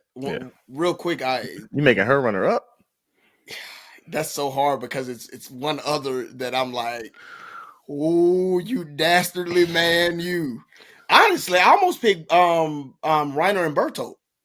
Yeah, they was one of the runner up. I wanted to hear your runner before I went on my list of other runner ups because there's some crazy betrayals in here, dog. I thought about Archer. From Fate? Yes. That big betrayal when he went and fought his fought the this was Unlimited Blade Works. Yeah, but that wasn't like a betrayal though. That was for me. That was a betrayal because I did not see that for real. Like you, like all of that y'all went through, and this is what you've been to do. But then you realize he's him. they are betrayal. No, it got him to where he got to. Betrayal. I'm like, wait, what? Okay, I got you. I hear you. No, but no, these two are very hard. Let me tell you something. So I got to do it. I'm sorry. Yeah. I'm sorry. Runner up is Griffith. Okay. Let me. Wow, you got him under her. I don't like. Go ahead. I can't do it. I wanted to do it for shock value, but I can't. I can't do it. I really want to do it for shock value, but I can't because with Griffith, yeah. Runner up is Rachel. Let me tell you. Yeah, I can't do it. I can't switch it up. I'm saying I can't do it. I can't. In my heart of heart. Like I really wanted to do it for shock value, but I can't. Runner up is Rachel. Okay. Let me tell y'all something. Rachel is top 3 most worst villains for me. We finna name one of the ones in a minute. But you already named them. I did. The fact that Rachel, first of all, you got a ride or die dude that is going to ride for you for whatever, loves the ground that you walk on. I should have known better anyway, because you really didn't like him like that. You didn't show the same affection, but loves you down. We get to episode 11 or episode 11 or episode 12. Y'all are getting ready to reach the next floor, and she is quiet. Bond is like, we did it, Rachel. We're getting there. Aren't you excited? And she is just quiet with her walking ass because she could have walked. You evil son of a gun. Finally gets there, looks at Bond, and pushes him. And Bob, shock. Just like, why? What I do? And she's just okay. We find out in the newer series. You think she changes? No. She gets worse. She gets worse. She stabbed dude's legs so he couldn't walk like her. But she can walk. When I tell you I hate Rachel with a passion, I don't like Rachel. She should have been one, but I'm gonna save it for somebody else. So my runner up for biggest anime betrayal is Rachel. I hate her. Special place in hell for you. I hope you become real so you can go to hell and experience that. Damn it. Yeah. No, I feel you. This character's gonna win 2 categories for me. I'm already. You're not doing again. This character. No. He hasn't won one already. No, this is a new okay. I thought you was going Isabella again. I was gonna say, woo. Oh no. Well, that wasn't. That would have been. She should have been up for redemption, right? She could also have been a betrayal as well.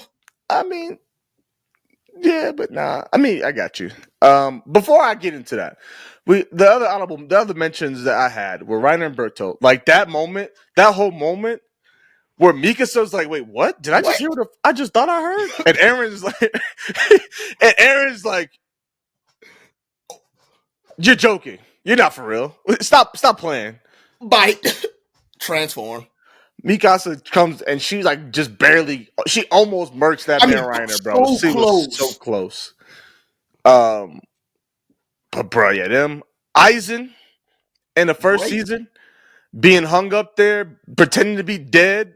Bruh. Had old girl, his was it Momo? Yeah, Lieutenant. Yeah. Bro, she was like devastated. Yeah. And then to find out this man was not dead and actually the villain? Yeah. Crazy. I had Rachel on my list, and P obviously used her. My I'm shocked. Who you? yeah. It's. I don't think you would have thought that this would be in my betrayal category, biggest betrayal. But I feel it's a betrayal because you have a responsibility as a father, as a husband. No, you didn't. Yes, absolutely. No, you didn't. Biggest betrayal, Shout Tucker. And I'm gonna let y'all know now. He winning most hated villain too. He my most hated villain. He winning 2 categories today. Shout Tucker's the biggest betrayal, dog. You are a husband first and foremost, a father second, and a state alchemist third, dog. Period. Point blank. For you to use your wife, lie about it to the government and to your child about you killing your wife, her mother, and making her a chimera, crazy. And if you to go and do the same daggone mother trucking thing with your daughter and the dog, the dog.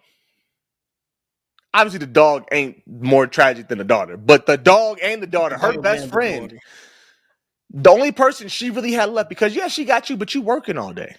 So who she got left in her life to play with, enjoy, and have fun with, and experience childhood with? The dog. Sad. That's sad. You didn't fuse the dog and Nina together? As a father, as a husband, that is the biggest betrayal you could ever commit. And so for me, biggest betrayal villain goes to Shout Tucker. And we got 2 more categories in between before we get to most hated villain. But I've already let y'all know, and I'm not explaining myself. Shout Tucker is my most hated villain. I'll give you my runner up though for that. Woo! Joe is break. I love it. We Life with Anime podcast, man.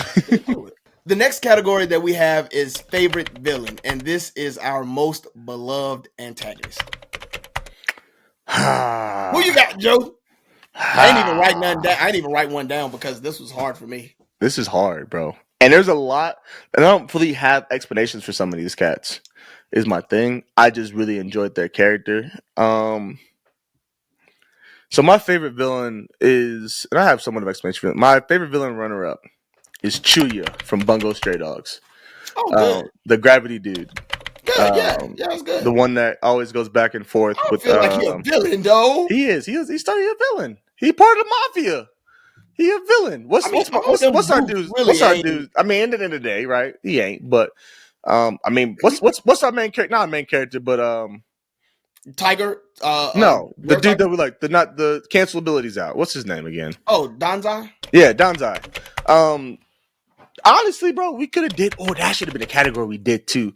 Villain hero, like best villain hero matchups. Because they would have obviously went in there, but they used to be teammates as well. But yeah, Chuya, man, the energy that he brings, the dynamic that he has with Dazai, is like none other in this show, bro. Like I absolutely like it. Obviously, we have it with the main character and Rashomon, the Red Tiger and Rashomon guy, but like it's developed and much more mature with Dazai and Chuya. And just how he uses his abilities, the gravity abilities, like the dude's got his hands in his pockets the entire time when he fights is super dope. I just truly enjoy him as a character.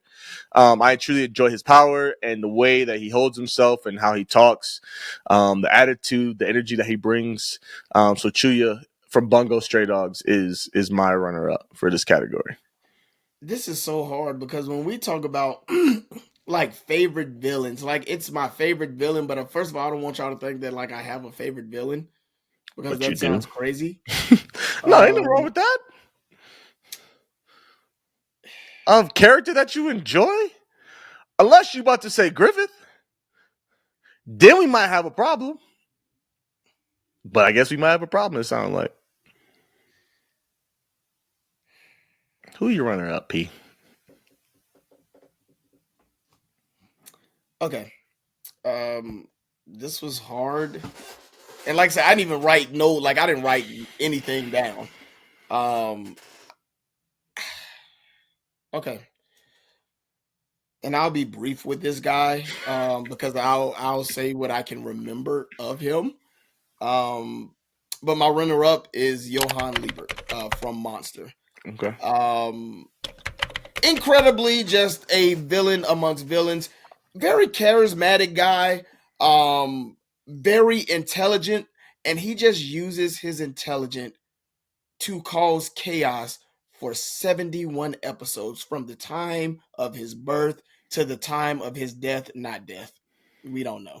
Oh, like that? Yeah, like because he ends up like escaping and we don't like really know, but like not only did like he terrorize like the main character, and I can't think of his name, but he terrorized like an entire city for years and continued to do so. Like again, very slick, very sinister. Even to the point where he will do whatever he has to do to murk you in, whether he has to dress like a woman, whatever he has to do to murk you in, he will do that. Psychologically, like it is an interesting character to like study, to watch. It's great. He is one of my favorite villains. That is one of my favorite series. But the runner up to favorite villain for me is Johann Lieber. Okay. I have a feeling then. I feel like I know who your actual favorite then. I mean, You maybe might. not, You might. but you haven't mentioned him at all today, so I'm curious where he fits Oh wow, in. so you actually might know. This is That's hard. crazy if you're gonna know. I should have put Dio as a runner up, but because that was close. That was a close one for me. Is he from the same series? Oh damn, Joe. Yeah, I knew it. That's not. It's not mine, so you ain't got to worry about it. I JoJo's would never know, make but my favorite anyway. damn. I mean, I know you a little bit, P. Dang. I mean, I know that, but This is hard for me because I got a couple folks on this list. Someone that's not really well known, I don't think. Isaiah from Durarara. There's like the dude with the knife. Dude was a menace. Like he that's a he good like one. coaxed this person like to come up there and like end up getting them And it- to walk off the top of a building. Bro, When that he's is like, I don't really good. care what you do. I just want to see if you would come up Just here or gonna do not. it. Yeah, Yeah. that's a I good just want to one. see like his tactics, bro, are crazy. And for He's him a to psychopath. yeah, he's a psychopath. He was ridiculous. So he was one of my mentions. Askeladd, I really enjoyed Askeladd and kind of the father figure that he became too, as well. After he did all that, what he did. Mad at that. And I know you're not gonna mention him twice. I think we talked about twice at one point. Twice from My Hero. Okay, maybe I just said yours now. I don't know. I'll let you think about who you're gonna pick now. Before that, You're not, but like that's probably because I freaking yeah, love I think we Twice. all love Twice. But I think that's the thing. I don't think of Twice as a villain, and that's why like Yeah, he Twice. never crosses my mind. He was a part of the, but like even his kid, like Twice was goated. Twice was he's goated, never bro. considered a villain. For The me. impact that Twice had as a villain is wild. As a not main villain, as a And not only side that, character but- villain, But dudes, Quirk, crazy. OP. If they gave that, But the man a mental chance. but the mental stability the loss of mental Of, like, stability that it came with, like, am I the Bruh. real me? Bruh. Like Crazy. his villain, but he's not a villain. See, for me, he just Crazy never villain. came off as a villain like that. I get that I he's got with the you. League of Villains. He's but a he never good. He's a came off. cool guy. He's a good guy, but he a villain. He was out I mean, there. he's like a guy that would He was out rob. there helping them murk people. So He anyway, would be. I mean, he would be the getaway driver. Okay, you're a villain. He'd be a getaway driver. So we got great things to say about Twice, but he didn't make it. Mine. Wow. He didn't make it twice because me and P didn't pick him. So sometimes I got the slick talk up here. You know what I'm saying? Sometimes I'm quick with it. But man, mine actually comes from the same show, same series. My favorite villain is Dobby. Okay, and I'm all about relating to like characters. Fire. Fire, of course. Fire. I'm big on fire. That's my element. Hero, villain, whatever it is, I rock with it. Right. Backstory. Tragedy. Relationship with the father, not good at all. Yeah. And for you to come out here and be like, hey, yo, they're telling me I can't do this, right? It's damaging me, which you probably shouldn't have. We see proof of reason why you shouldn't have been doing what you were doing. So, like, it's not, they weren't like looking down on you or like trying to diminish your spark.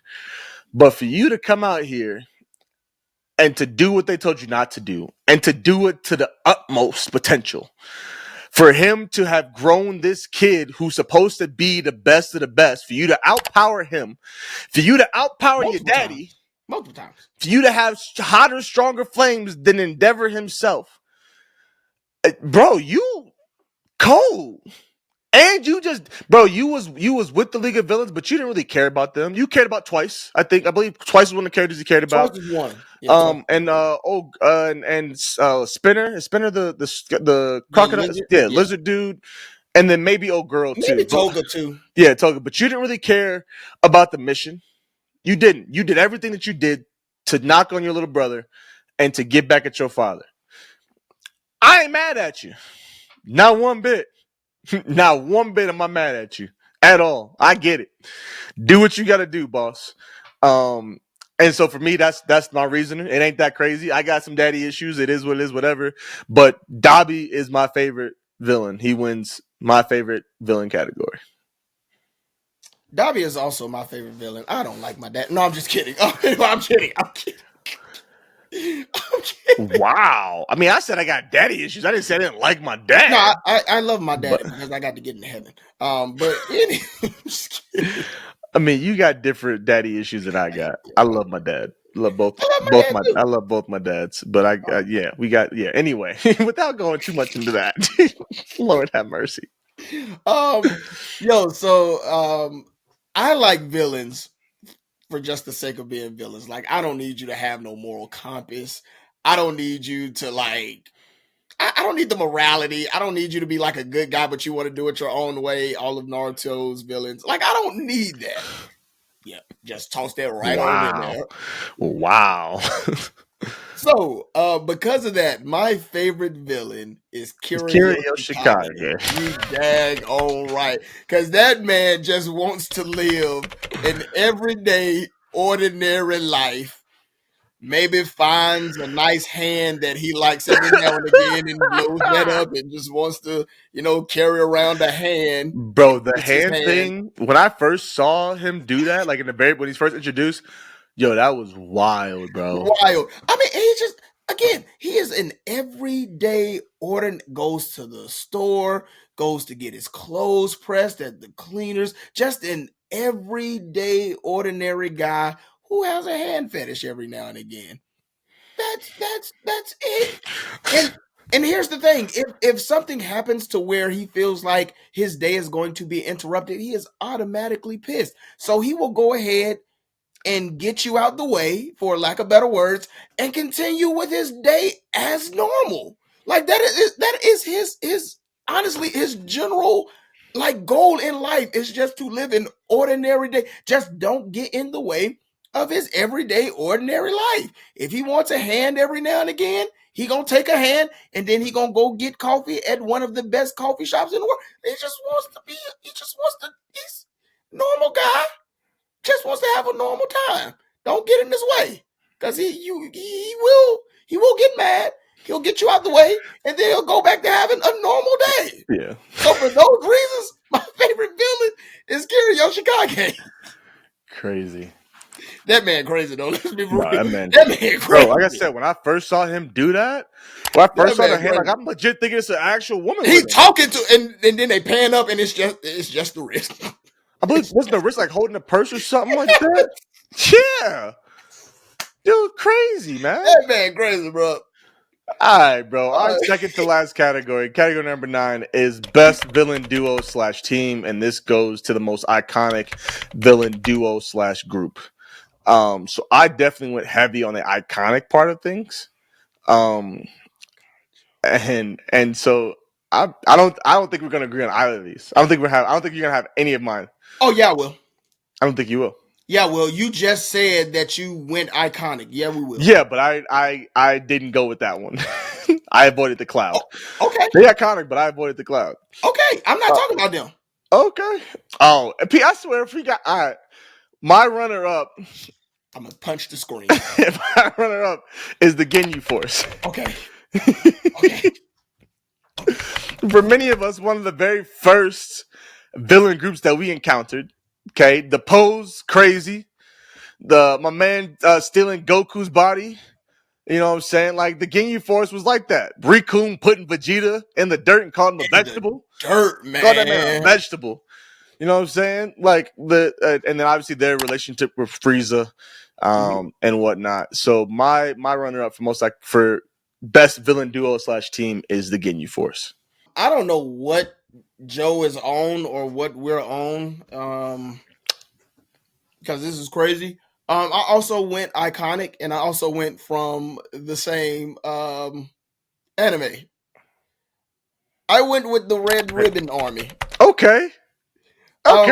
Again, very iconic. If you watch Dragon Ball, you know, like I mean, the Red Ribbon Army into built Dragon Ball Z. Yeah, it's one, but they built the droids, like the androids. Like that is where we got a lot of our androids. Also, if you know about General Tao, like there are just like some iconic moments. Like, and they, even though they really didn't give Goku like too much of a threat, the fact that they were like as big as they were, the fact that they were doing some of the things that we're doing, the fact that like we got a whole movie off of the Red Ribbon Army with, I think, was it like Robot 1 and 2? I can't think of their names. I can't remember. Yeah. But yeah. The fact that they are still like quote unquote somewhat present, bruh, like what can you say? Again, we got androids from them. Dr. Gero, like all of them came from the Red Ribbon Army. Like, bruh. For that reason, my runner-up for best anime villain group, the Red Ribbon Army. Okay. My well, I won't say because I don't know what you got for the number one. Did you avoid the Cloud? Yeah. Oh no, they won't. Okay. Yeah. So other runner-up, obviously one of the most iconic anime villain groups is the Akatsuki. Like everyone knows the Cloud. Everyone knows the Cloud, but they didn't. I was like, let me not go that route. Yeah, I didn't want to do that because I truly didn't care all that much about them personally. I mean, I almost put the Homunculus up there. Homunculus is a great group. Hey, listen, Homunculus, the Phantom Troop, great group of villains. I almost put the Upper Moons. I think they are a great, iconic. They ain't been here long enough to be we ain't talking iconic. We just said best anime group. No, the category is literally described by iconic. That's the description. Great. Okay, great. So they not iconic. I mean, they great. They good. And there is two that I really like that I'm struggling with now. Okay, well you can mention who it is. My number one.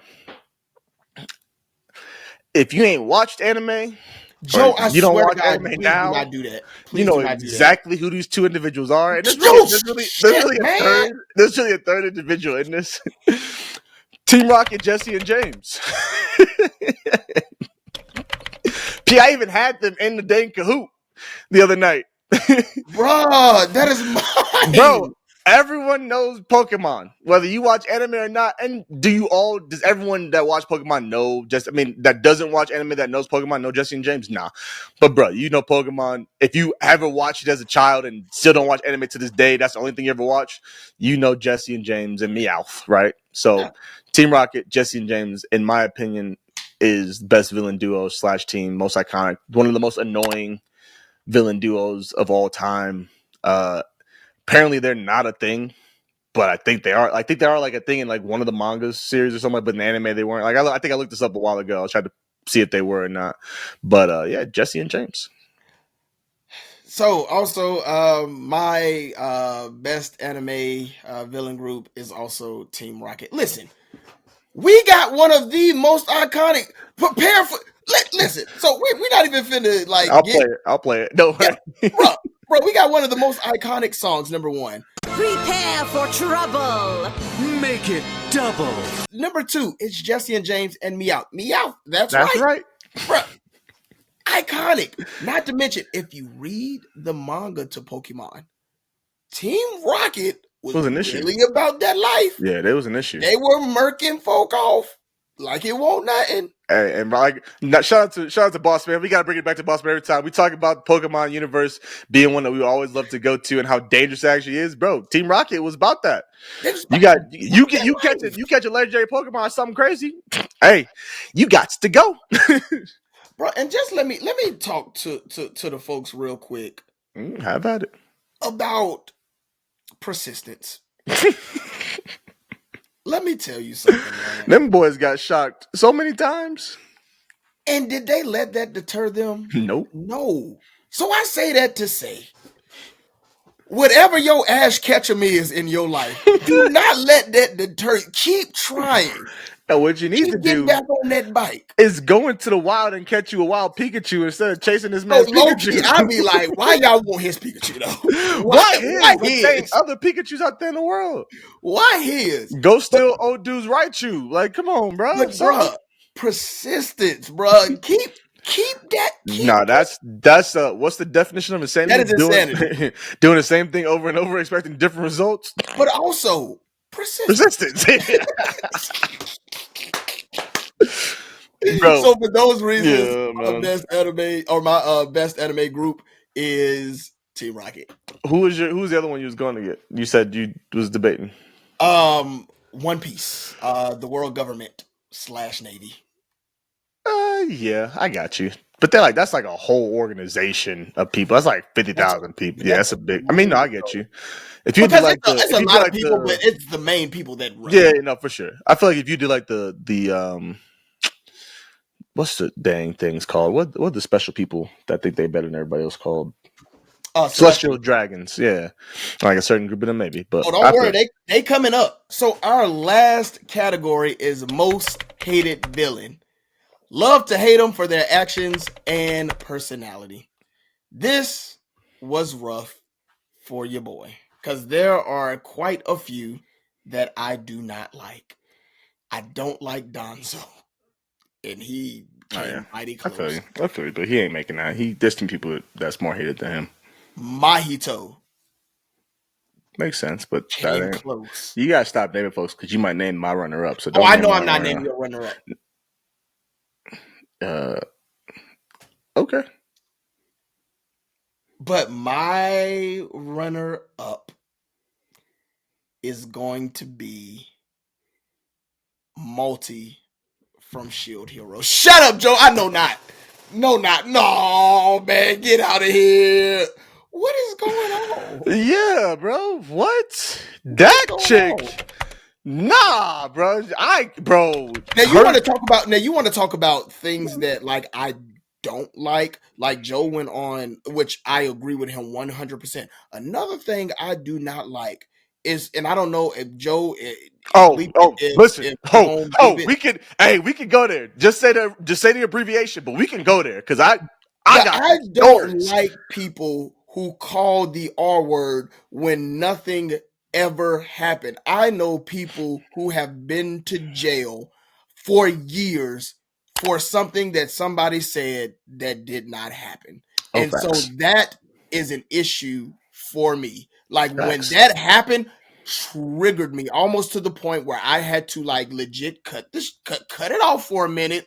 Because I know people that has happened to, and they have spent severe jail time for that. We're talking 10 plus years. And then for the woman to come back and say it never happened. Where's your talk about it? Talk about it. That's my biggest issue with all of this. Now, mind you, this one got her repercussions. She ain't getting enough. She ain't enough repercussions. She got repercussions. Yeah, man. I've had teammates who've had to deal with this because of their status and who they are and the potential of their future. People getting called SA on. I found out a dog that I work out with the gym got called SA on him, and I was not like this dude's like everyone's around there knows him. It's like there's absolutely no way that this dude, which mind you, and I want to preface this because this is obviously a very serious and delicate topic. So I want to preface this. SA is a real thing. Absolutely. The R word, the P1, combining those things is a real thing, and I don't condone it. I'm a father of 3 little girls, and I got a wife, bro. I will you up if I found out you touch one of them real quick. Like listen on some what's the movie? What's that movie? Hold on. No, I gotta think real quick because I got. Why he thinking? I won't fight you. I will shoot you. I keep telling y'all I am old, but I will go to jail off something like that. That is a very serious matter for me because I know family members who that has happened to. That does not fly well with me at all. So like Joe said, preference by saying that like essay is real, the R word is real, and that is something that I do not play with. The movie is called Law Abiding Citizen, bro. And everything that man did is exactly how I handle business. I'm not gonna go into details of how he handled things. If you've seen the movie, you know. If you haven't, it's a very, very good movie. Yeah, boy, 100%. boy. So, with that being said, though, we've also seen the other side of things where cried wolf, not true, and the repercussions for crying wolf are nowhere to be found. Men's lives are ruined completely, families ruined, careers ruined, and that's another thing I don't play with. So Because once you have that stigma, like once it's on you, it's on you. It's on you forever. Whether you get found out to be innocent or not, like it's a wrap. So I have friends and former teammates that I know that have been dealt with that, and I don't play. That triggers the crap out of me. Yep. So yeah, Malty is definitely runner up. With that being said, you already know who mine is. My winner for this category, most hated villain, is Shout Tucker. Right? Like that, as a father, you done screwed all the way up. So Shout Tucker is my mention. I'm sorry. Now I'm like angry thinking about Malty. That makes me very, very angry. I'm not gonna lie to you. And that's why she on this list is most hated villain. B, who's your most hated villain? When I tell you she was almost I wouldn't be mad at all. But there's somebody else who does that and more. And so my number one is Charlos. Yeah, I'm about to say St. Charlos. Yeah, St. Charlos. Yeah. Again, he does what Multi does times infinity, and he does not care because he feels like he's entitled to do whatever he wants to do. And again, I do not like entitled people. You do not get a say just because of who you are, your status. I don't likey. Yeah. I don't. I do not like entitled people. You are not entitled to nothing. And the fact that he feels like he's so entitled that he's above anybody and that he can do whatever he wants to, including pulling out a pew and like doing away with a husband of a husband that I think just had got married or was married and then ended up taking his wife. I know likey stuff like that. Yeah. He is a menace. He is an evil person. I don't like him. My number one is St. Charlos. And he got that fist to the face like he deserved. Bro, that was great. Dog, one of my favorite get back. That animation was so good too. One of my favorite get back moments, bro. Favorite. I'm mad now. Yeah, bro. I'm low key. I'm hot. Like again, thinking about Isabella, thinking about Malty. And I'm thinking I'm hot. And Alicia, I'm pretty sure doesn't mind me sharing. For those of you who don't know, I have a wife. But if you don't know, you ain't been here very long. Yeah, my wife has like legit lost everybody who is precious to her. Recently and not so recently. And one person that was incredibly precious to her was her uncle. And her uncle was married, and this lady ended up saying that he did something, and then later came back and said that he didn't. I was just mad out of anger. But this guy ended up pretty much spending 10 plus years. Like he got out while we had first got married. So like stuff like that really hits home for me. That is why like I